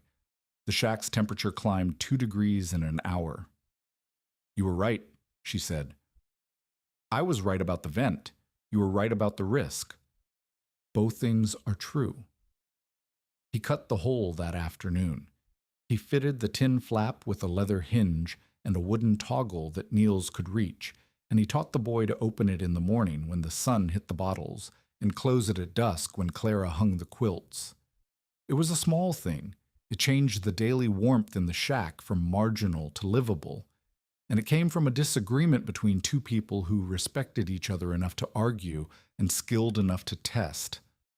In February, Mercer's cough started. It was nothing at first, a roughness in his throat that he attributed to the cold air and the solder fumes from a repair job he had taken in town, a stovepipe joint for the mercantile that required him to work in an unheated back room for 2 days. He came back to the lean-to with the cough and waved off Clara's concern. I have had worse, he said. He had. And that was the problem. A body that has survived a boiler explosion, 16 Dakota winters, and 58 years of frontier labor does not have reserves for worse. The cough deepened through the first week of February. By the second week, it had a sound that Clara recognized, the same wet, heavy quality that Niels's cough had carried in November, but deeper, more settled, as though it had moved into a room in Mercer's chest and intended to stay. She made him sleep in the lean-to near the bottle wall, where the night temperatures ran warmer than the shack. He resisted because he believed rest was a concession to weakness, and she overruled him because she had learned watching him work that stubbornness and competence were not the same thing. He worked through the cough for another week. He finished a set of improved rack plans, drawings on brown paper showing how to build bottle shelves from standard dimension lumber, with slots cut at precise intervals. The plans were clear enough that a person with basic tools could follow them. He labeled each measurement in pencil and wrote notes in the margins. Leave 1/4-inch air gap behind back row. Shelf depth must exceed bottle diameter by 1/2 inch for stability. Do not fill bottles past the neck shoulder. Expansion will push corks. He gave the plans to Clara on February 19th. These are yours, he said. Not mine. I drew what you built. You built the racks. You built the idea. The racks are just carpentry. He was sitting on the bench beside the bottle wall. Afternoon sun came through the glass and through the dark water and cast brown-amber light across the floor. Niels was sleeping. The room was warm. Mercer's face, in that light, looked both older and more peaceful than Clara had ever seen it. I need to tell you something about the stove damper, he said. When the coal is low and the fire is small, the damper should be closed to a finger width, not a fist width. A fist lets the heat up the pipe too fast. A finger holds it in the box. The difference is an hour, maybe more. You have already told me that. I am telling you again because I will not be here to tell you a third time. Clara did not argue with him. She heard what he was saying, and she let the words land, and she did not fill the silence with protest, because protest would have been for her benefit, not his. She sat beside him on the bench, and they watched the light move across the floor while the bottles hummed with stored warmth, and the boy slept, and the winter continued outside as though it would never stop. Abel Mercer died on the 2nd of March, 1888. Pneumonia.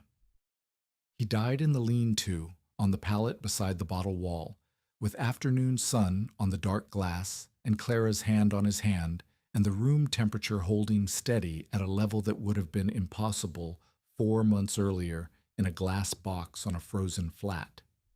He left her the thermometer pair and the tin snips. She wrapped them in the oiled cloth that had held Martin's chisels and set them on the shelf beside the rack plans, and did not open them again for 2 weeks, because every time she touched the metal, she felt his hand. There are moments on the frontier that do not yield to narration. They sit in the body instead of the mind, and they stay there not as stories, but as weight. Clara stood in the lean-to the evening after Mercer died and pressed her palm against the back row of bottles the way she had 100 times before, and the warmth came through the glass into her skin, and she understood that the warmth was the same warmth she had felt the first time, the same physics, the same principle, the same patience of water holding what the air forgets. But it felt different now. It felt like something given by a man who had recognized in her a competence the world had not yet seen, and who had offered his own competence not as charity, but as trade, and who had died in the room he helped make livable. In light, he helped her learn to hold. She hung the quilts. She fed the stove. She checked on Niels. The routine continued because routines are what survive the people who make them. March brought a second test, and it came not as weather, but as absence. The rail line that fed the settlement's coal supply had been disrupted. A bridge washout 40 miles south, caused by the rapid thaw after the January blizzard, had closed the spur line for repairs that would take weeks. The coal cars stopped coming. The coal that remained in town was what Red and Driscoll had stockpiled before the storm, and the price doubled overnight. What had cost $1.80 a hundredweight cost $3.60 by the second week of March. Families that had burned through their reserves during the blizzard now faced the end of winter with depleted coal piles and no resupply. Clara heard about the shortage from Marta, who heard it from Life, who had returned from the threshing circuit in late February and immediately understood the arithmetic. 6 households in the near settlement were critically short. 2 had children under 3. One was the widow Gerta Holm, whose railroad husband had not sent money in 6 weeks.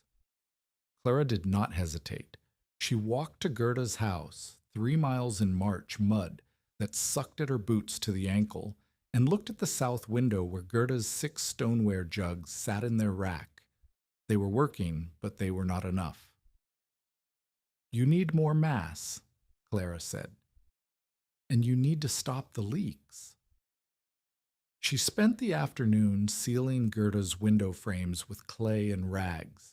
She repositioned the jugs for better sun exposure. She showed Gerta how to hang a quilt. A single layer was all Gerta could spare, and when to draw it. She left behind the blackening recipe and a promise to return with more bottles. The next day, she loaded the sled with 30 bottles from her own reserve, bottles she had collected beyond the 209 in the racks, extras she had stored in the shack against breakage, and hauled them to a family named Dahl, whose south wall had 2 windows and no thermal mass of any kind. She built a crude rack from boards the Dahl boys pulled from a collapsed chicken coop. She darkened the water with charcoal she burned from a dead cottonwood limb in their yard. By evening, 30 bottles stood in the doll's south window, dark and heavy, and beginning to absorb the last light of the day. She applied Mercer's lessons without Mercer. Start with sealing, then mass, then night control. The order mattered. Sealing without mass wasted the heat you could not store. Mass without sealing stored heat that leaked away. Night control without both was just a quilt over a cold window. The sequence was his gift, refined through 16 years of understanding how heat moves, and she carried it house to house like a tool. If this story reminds you that knowledge is most valuable when it is shared, when it moves from one pair of hands to the next, house to house, family to family, share it with someone who needs to hear it. Over the next 2 weeks, Clara helped 5 households install some version of the bottle wall system. None were as large as hers. Most used fewer than 50 bottles, or a mix of bottles, jugs, and tins. All showed measurable improvement: warmer south rooms on clear days, reduced coal burn, longer overnight heat retention. The improvements were modest. They were not miracles. But when coal cost $3.60 a hundredweight and the supply was gone, modest improvements kept children warm. Jonas Red watched the spread with the expression of a man whose merchandise was losing a competitor he had not anticipated. He still controlled the coal supply, and the high prices filled his pockets, but every bottle Clara placed behind a window was a scoop of coal his customers did not buy. He said, in the Mercantile, where 3 people heard him, that Clara had turned beggars into engineers, and that the bottles would kill someone before spring. The bottles did not kill anyone. The cold, however, continued to try. On March 14th, a late cold snap dropped the temperature to 11 below zero, not the violence of the January blizzard, but a sustained, grinding cold that lasted 4 days without a break. Clara's wall performed as it had all winter, charged on the clear days, bled heat through the nights, bought hours the stove could not buy alone.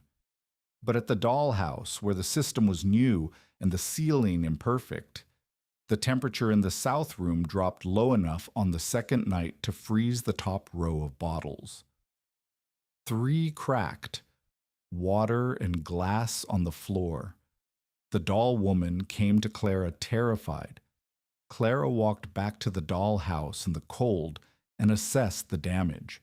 The top row was too exposed, too close to the glass, too little insulation. She moved the remaining bottles to the lower racks where the air was warmer and added a second quilt layer over the top section. She showed the doll boys how to check bottles for expansion cracks by running a wet finger around the shoulder, a trick she had invented after her own first breakage in December. The system held for the rest of the cold snap. It held imperfectly, as all frontier systems held, with repairs, with adjustments, with the constant attention that is the true cost of survival. But it held. Jonas came to the doll house on the 4th day. He came ostensibly to deliver coal at the new price, which the dolls could barely afford, and he saw the bottles. He looked at them. He looked at Clara, who was adjusting a quilt. He said nothing. He delivered the coal and left. But Clara saw his face. She saw the calculation she had seen in Voss's face, and in Marta's face, and in every face that looked at the bottle wall for the first time.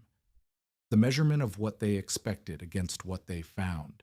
Jonas's calculation was more complicated than the others, because it included money and pride and the specific weight of having told a woman she would freeze and then watching her survive. His face did not resolve into admiration. It resolved into something tighter and more private. He was not ready, but the wall was working, and working things are harder to dismiss than ideas. By the last week of March, the worst was over. The rail bridge repairs were underway. Coal would come again. The cold still bit, but the days were longer, and the sun was stronger, and the bottle walls, Clara's and the 5 smaller ones she had helped build, charged faster, and held longer as spring pushed winter toward its end. Clara stood in the lean-to on March 28th and looked at the wall. The bottles were warm, the quilts hung at the sides, ready. Niels played on the floor with the tin horse Mercer had made and the wooden horse Martin had carved, and a third horse fashioned from a corn cob that Clara suspected he had made himself. The room smelled of warm glass, and the faint char of the blackening mixture, and the dry cedar of the rackwood. It smelled, Clara realized, like something built instead of something endured. She had survived the winter. She had done it with $12 in garbage and a dead man's teaching and a one-armed tinsmith's trade, and the stubbornness of dark water holding sunlight past the hour when sunlight dies. She had not done it alone. Mercer's hands were in the racks. Marta's quilts were on the wall. Even Voss's verdict, ice lantern, had been useful because it told her exactly what she had to disprove. But the winter was one winter. She knew, standing in the warm lean-to with the spring light coming through the dark glass, that surviving was not the same as living, and that the thing she had built could either die with the season or grow into something that outlasted it. Other people had seen it work. Other people had copied it, imperfectly, in their own homes. The knowledge existed now in more hands than hers. The question was no longer whether the wall could save her. The question was what the wall could become. Spring arrived not as a single day, but as a series of surrenders. The snow retreating from the south-facing slopes first, then the yard, then the road, then the fields, until the ground showed itself again like something that had been holding its breath. The lean-to's south wall caught longer sun each day. The bottles charged faster, held longer, and by late April the system was almost too effective. The room ran warm enough on clear afternoons that Clara opened the shack door and both windows in the original house to bleed the heat outward. It was a problem she had not anticipated, and it made her laugh, which was a sound the lean-to had not heard much of. She spent the first weeks of April doing what the frontier demanded after every winter, repairing what the cold had broken. 3 bottles had cracked during the late March snap and needed replacing. 2 rack shelves had warped from moisture that seeped through the sill plate during the thaw, and she re-shimmed them with cedar wedges she shaped with Martin's draw knife. The quilted shutters needed washing and re-stitching where the batting had compressed. The flower paste seals around the sash had softened in the damp and required scraping and reapplication. It was the unglamorous work that kept systems alive, and Clara did it with the attention Mercer had taught her, checking each joint, each seal, each bottle, the way a man who has survived a boiler explosion checks every fitting twice. She also did something Mercer had suggested before his death, but that she had not yet attempted. She built removable shading for the summer months. Using scrap canvas stretched over light frames, she constructed hinged panels that could be propped against the exterior of the south glass during the hot months, blocking the high summer sun while still allowing the low winter sun to enter when the panels were removed in autumn. It was a simple solution. Abel would have called it obvious, but it solved the overheating problem and extended the wall's usefulness through the full cycle of the year. The bottles would sit dormant through summer, their water dark and still, waiting for the season when they would be needed again. By May of 1888, the settlement had changed in ways that were visible if you knew where to look. Marta Engebretsen's south windows still held their 40 bottles, and she had added 20 more during the thaw when Garrett at the saloon offered her a crate he had been saving. Gerda Holm had expanded from 6 stoneware jugs to 30, supplemented with a dozen glass bottles Clara had helped her collect. Tullif Brecka had rebuilt his tin can array with proper slotted racks after studying Mercer's plans, which Clara had lent him for a week. 2 other families, the Dahls and a Norwegian couple named Foss, who lived 4 miles south, had installed small bottle walls during the March emergency and kept them in place through the spring. None of these installations matched Clara's. None had the scale, the depth, the three-row architecture that made the lean-to's wall effective through even the worst nights. But none of them needed to. Each household had adapted the principle to its own windows, its own materials, its own budget of bottles and time. Some used glass, some used crockery, some used tins. Some had proper racks, some had boards across sawhorses, some had bottles standing on the sill and nothing more. The variation was the point. Clara had not built a single machine that needed to be replicated exactly. She had demonstrated a principle that could be applied with whatever was at hand. She kept Mercer's rack plans in the lean-to, pinned to the shared wall above the bench where he used to sit.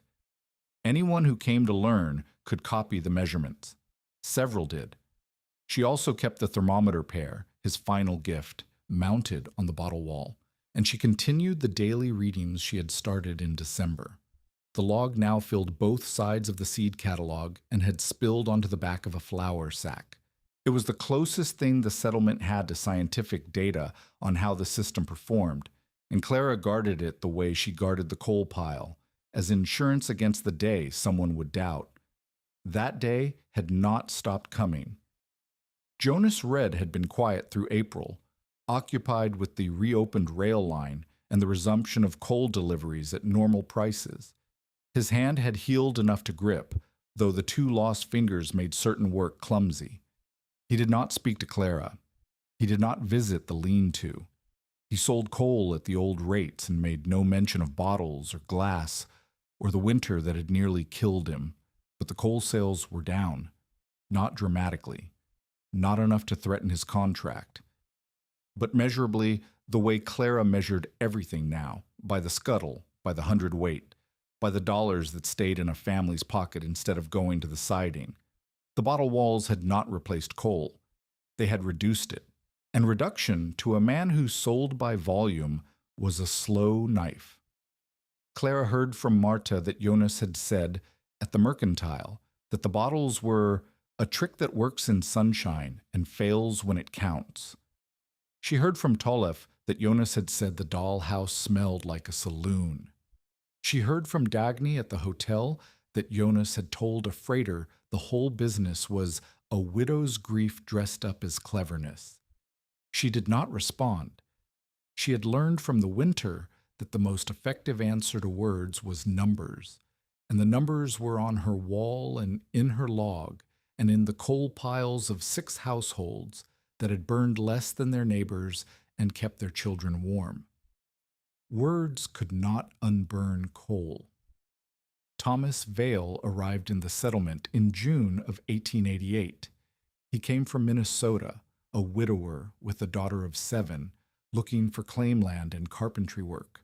He was 31, quiet in the way that loss makes men quiet, and he had hands that knew wood the way Mercer's hand had known tin, with the unconscious precision of long practice. He found work repairing the rail siding's loading platform, and he found the lean-to because Garrett at the saloon told him about it. "Go see the widow Halverson's glass room," Garrett said. "It is the strangest thing on the plains and the only one worth copying." Vale came on a Saturday afternoon. Clara was inside with Niels, sorting dried beans for storage. She heard boots on the step and opened the door and found a man she had never seen standing in her yard, looking at the south wall, with an expression she recognized, the same measurement she had seen in Voss's face, in Marta's face, in every face that encountered the wall for the first time. But Vale's expression had something else in it. Not doubt, not judgment, curiosity. "May I see it?" he asked. She let him in. He walked the length of the bottle wall without touching anything. He crouched and looked at the rack joinery, the slotted shelves, the vertical supports, the way the weight was distributed through the structure. He stood and examined the quilted shutters, the air gap between the back row and the living space, the vent in the shared wall with its tin flap and leather hinge. He spent 10 minutes looking. Then he turned to Clara. "Who built the racks?" "Abel Mercer. He died in March." The tinsmith. Vale had heard the name. The joinery is good, but the wood is too light. A hard winter will warp these shelves inside 2 years. If you replace the horizontal boards with quarter-sawn oak, heavier but dimensionally stable, the racks would outlast the building. Clara looked at him. No one had ever walked into her lean-to and seen past the bottles to the carpentry. No one had looked at the racks and thought about the next 2 years instead of the next 2 hours. Everyone who came was amazed by the principle. Vale was the first person who was interested in the execution. "I do not have quarter-sawn oak," she said. "I do. I brought a wagon load from a mill in Winona. I was going to build furniture, but furniture can wait. What do you want for it?" He looked at the racks again. He looked at the plans pinned to the wall. He looked at Clara. "Teach me the system," he said. "I have a daughter who needs a warm room, and I would rather build one right than build one twice." The trade was made. Vale brought oak. Clara taught him the principle: south glass, dark thermal mass, night control, the sequence Mercer had refined. Vale rebuilt the racks over 3 weeks, replacing the pine shelves with oak boards that he hand-planed and slotted with a mortising chisel. The new racks were heavier, tighter, and built to tolerances that made Mercer's originals look like rough carpentry, which they had been. Clara watched Vale work and saw in his hands the same thing Mercer had seen in hers: competence that the world had not yet fully recognized. The courtship, if it could be called that, happened through measurement and sawdust. Vale brought his daughter Ingeborg to the lean-to while he worked. Ingeborg and Niels played together with the tin horse and the wooden horse and the corncob horse, while their parents discussed slot widths and air gap dimensions and the optimal thickness of quilted shutters. Clara showed Vale the thermometer log. He studied it the way a carpenter studies grain, reading the patterns, finding the points of stress, noting where the system performed and where it struggled. "You lose the most heat in the first 2 hours after sundown," he said, tracing a line of readings with his finger. "The quilts slow it, but they do not stop it. If you added a second layer of glass, a frame inside the existing frame, with an air pocket between them, the loss would drop by half. A window inside a window." "Exactly. Trapped air is a better insulator than any fabric. Your father's bottles prove that heat moves through glass. A second pane proves that air between 2 panes moves heat slower."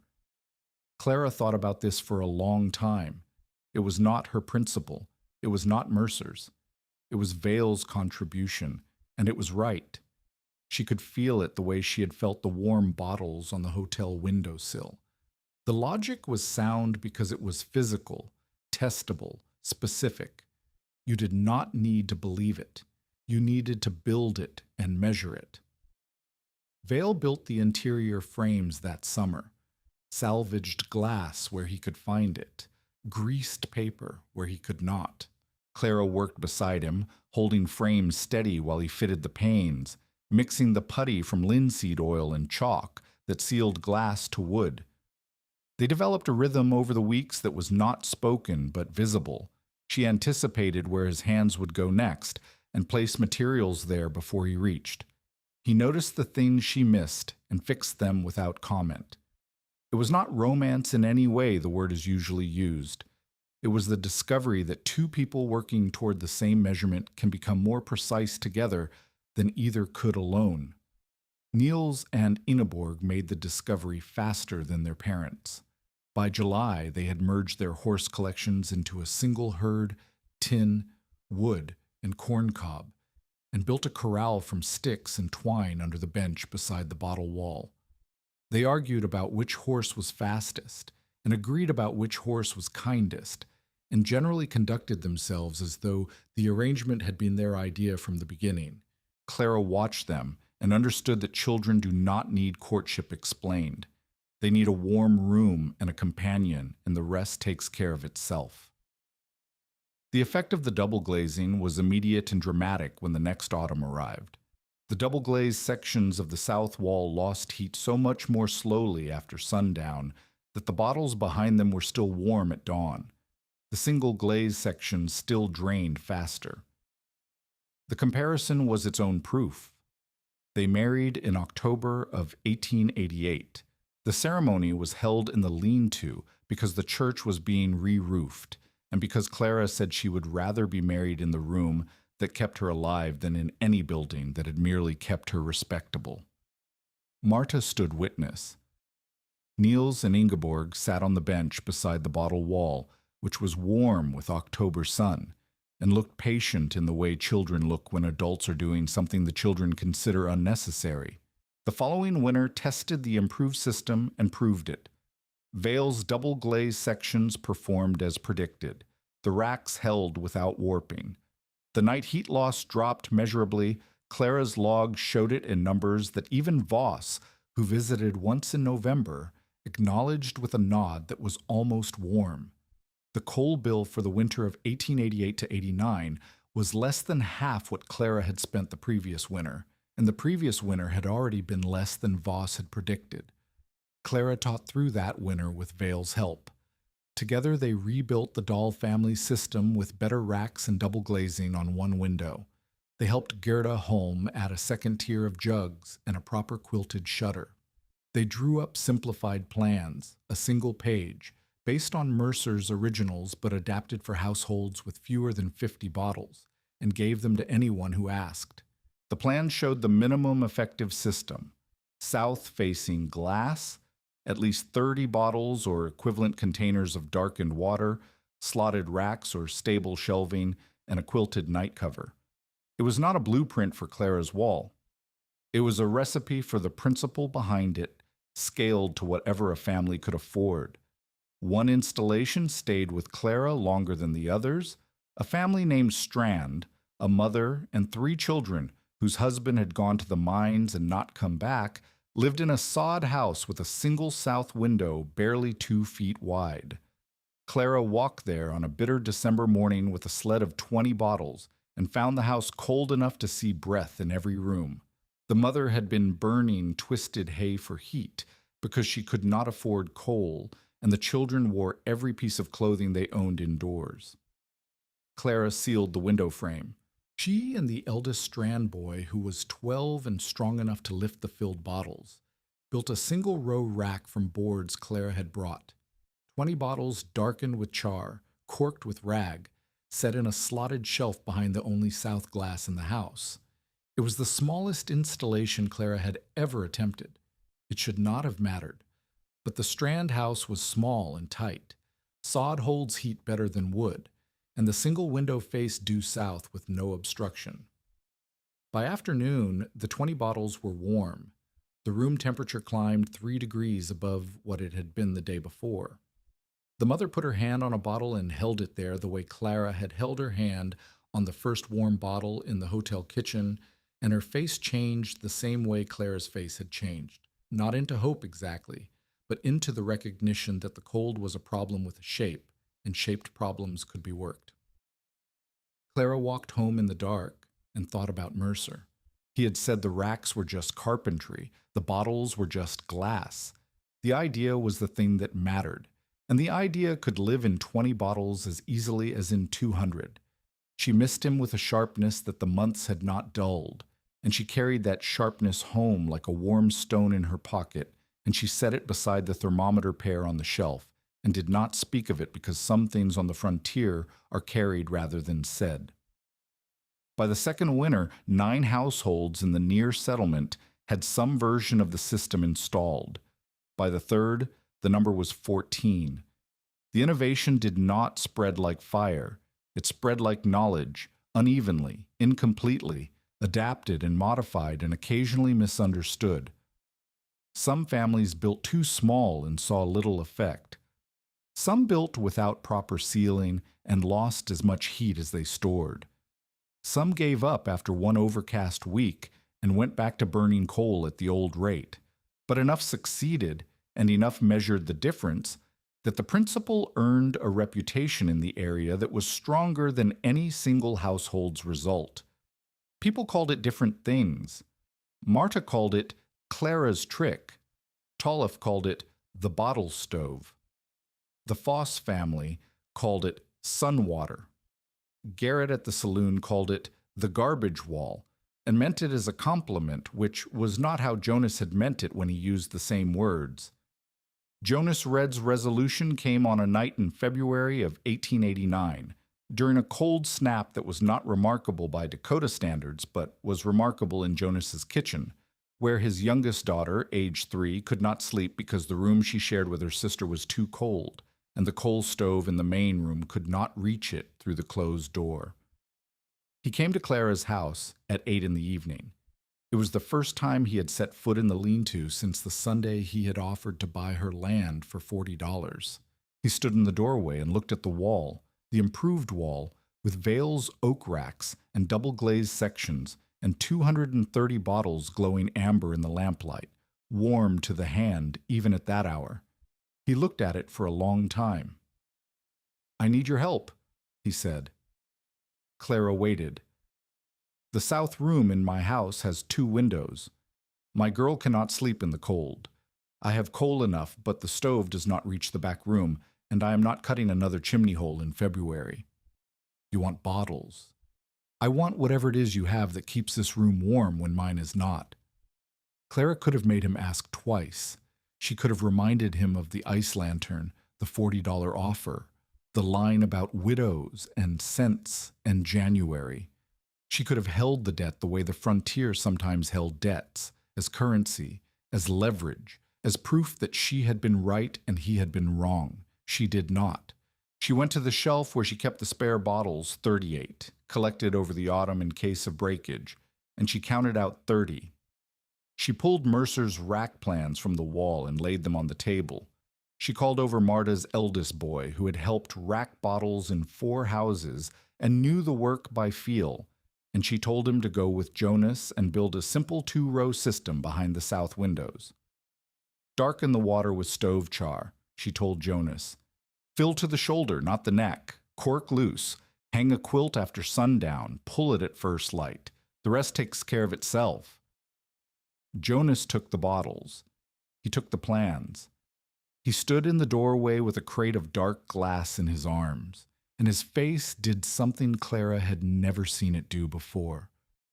It gave up, not the small surrender of admitting a mistake, the larger surrender of a man accepting that the world was different from what he had built it to be, and that the difference was standing in front of him in a glass room he had given her as punishment.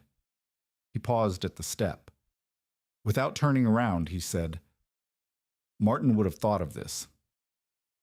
Clara did not know if he meant it as a compliment to his dead brother or as a dismissal of her. She decided it did not matter. "Martin built the glass room," she said. "I built what went inside it." Jonas walked into the dark. Marta's boy followed with the rack plans rolled under his arm and a pocket full of nails. They built the system that night by lamplight, 30 bottles in 2 rows behind the south windows, darkened with stove char and corked with rag. It was crude. It was fast. It was enough. He came back 3 days later, not to the lean-to, but to the mercantile, where Clara was buying salt. He found her at the counter and said, in a voice loud enough for 3 other customers to hear, that the garbage wall had cost him less coal in 3 nights than any 2 wagon loads he had hauled that month. He did not apologize. He did not praise. He stated a number, and on the frontier, a number stated publicly by a man who had been publicly wrong was worth more than any apology. Clara nodded. She bought her salt. She went home. Marta told her later that Jonas's wife had added 10 more bottles to the south windows by the end of the week, and that the back bedroom was warm enough for the girls to sleep without extra blankets. Clara heard this and felt something that was not triumph and not satisfaction, but something quieter, the feeling of a debt retired that she had not known she was owed. The years that followed compressed the way frontier years do, into seasons and milestones, and the slow accumulation of work that becomes a life. A typical winter day in the Halverson Vale household ran like this. Clara rose before dawn and checked the thermometers. Habit now, not anxiety.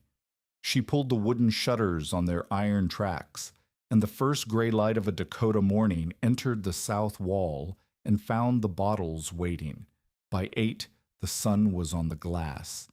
By 10, the front row was warm. By noon, all 3 rows had charged, and the lean-to ran warm enough that Ingeborg did her letters at the table in stockinged feet, while Niels read beside the bottle wall with his back against the warm glass. The stove held a low fire for cooking, and for the rooms the sun could not reach. At dusk, Clara closed the shutters. The children could do it now, and often did, racing each other to see who could slide them shut faster, and the sealed wall began its long, slow release of the day's heat into the house.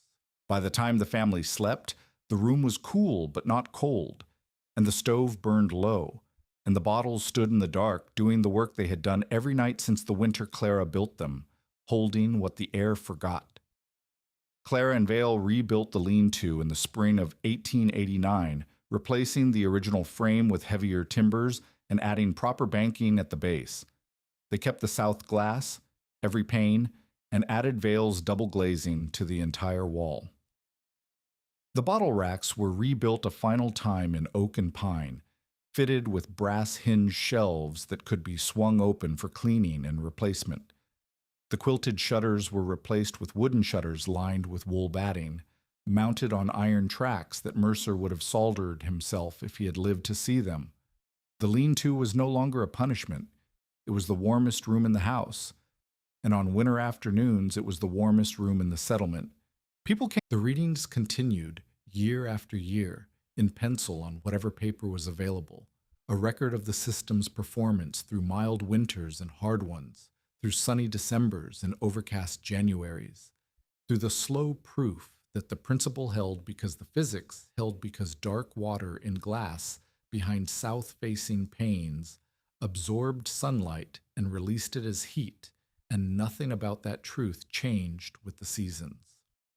She taught, not formally, not as a profession, but as a continuation of the work she had started during the March coal crisis.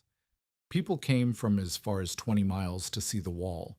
Some came skeptical and left converted. Some came curious and left with plans. Some came desperate, a widow, a family burned out, a household short on fuel, and left with bottles and blackening mixture and the knowledge that survival did not require money so much as it required attention to what was already available. Elias Voss died in 1892. He was 66. At the end, he was living in a room with 8 bottles behind the south window, a small installation, barely enough to feel, but he had put them there himself with his own hands, and Clara heard that he checked the thermometer reading every morning the way he had once checked claim surveys. When she learned of his death, she walked to his house and took the thermometer from the wall and brought it home and set it beside Mercer's pair. 3 thermometers now, 3 men's way of measuring the world. She kept all of them. By the time Dakota Territory became 2 states in 1889 and the settlement grew from a rail spur cluster into something approaching a town, Clara Halverson Vale was known locally not as the punished widow, but as the woman who could read winter light. It was a reputation earned by thermometer readings and coal bills, not by proclamation. 14 households within a day's ride had installed some version of the bottle wall system by 1891. Some used glass, some used crockery, some used tin. Some had proper racks, some had shelves, some had bottles standing on the floor. All of them burned less coal on clear winter days than their neighbors without, and all of them knew where the knowledge came from. Clara lived out her years on the same ground. The lean-to became the center of a proper farmhouse that Vale built around it over the course of 5 years, the glass room growing from a punitive addition into the heart of a home. She raised 3 children in the light of the bottle wall, Niels, Ingeborg, and Sigrid, and she outlived 2 stoves, 4 sets of quilted shutters, and one husband, Vale, dying quietly in 1906 of a heart that stopped the way hearts stop on the frontier, without warning and without appeal. She kept the thermometer log until her eyes failed. The last entry was in 1912, 24 years after the first. Even when coal became cheap enough to burn carelessly, she never trusted a winter system that wasted sunlight. On a night like the 12th of January, 1888, the kind of night when the temperature drops so fast and so far that the air itself seems to harden and the wind drives snow through every seam in every wall on the plains, Elias Voss had stood in a glass room and told a widow that the cold would freeze her and the boy both. He had measured the glass and the air and the stove and the coal and found them wanting, and by every calculation available to a man who measured houses for a living, he had been right. But he had missed the weight behind the glass. He had missed the dark water holding what the air forgot. He had missed Clara Halverson, 26, standing in an ice lantern with $12 and a child, pressing her palm against a warm bottle and deciding that the room meant to expose her to the winter would become the room that held the winter out. Years later, in deep cold, in the lean-to that was now the center of a house, Sigrid, Clara's youngest, born in the room, the bottles warmed, pressed her small hand against the back row of the south wall at dusk, and felt the day's heat move through the glass into her skin. Outside, the wind pulled snow across the yard the way it always had and always would. Inside, the dark water held,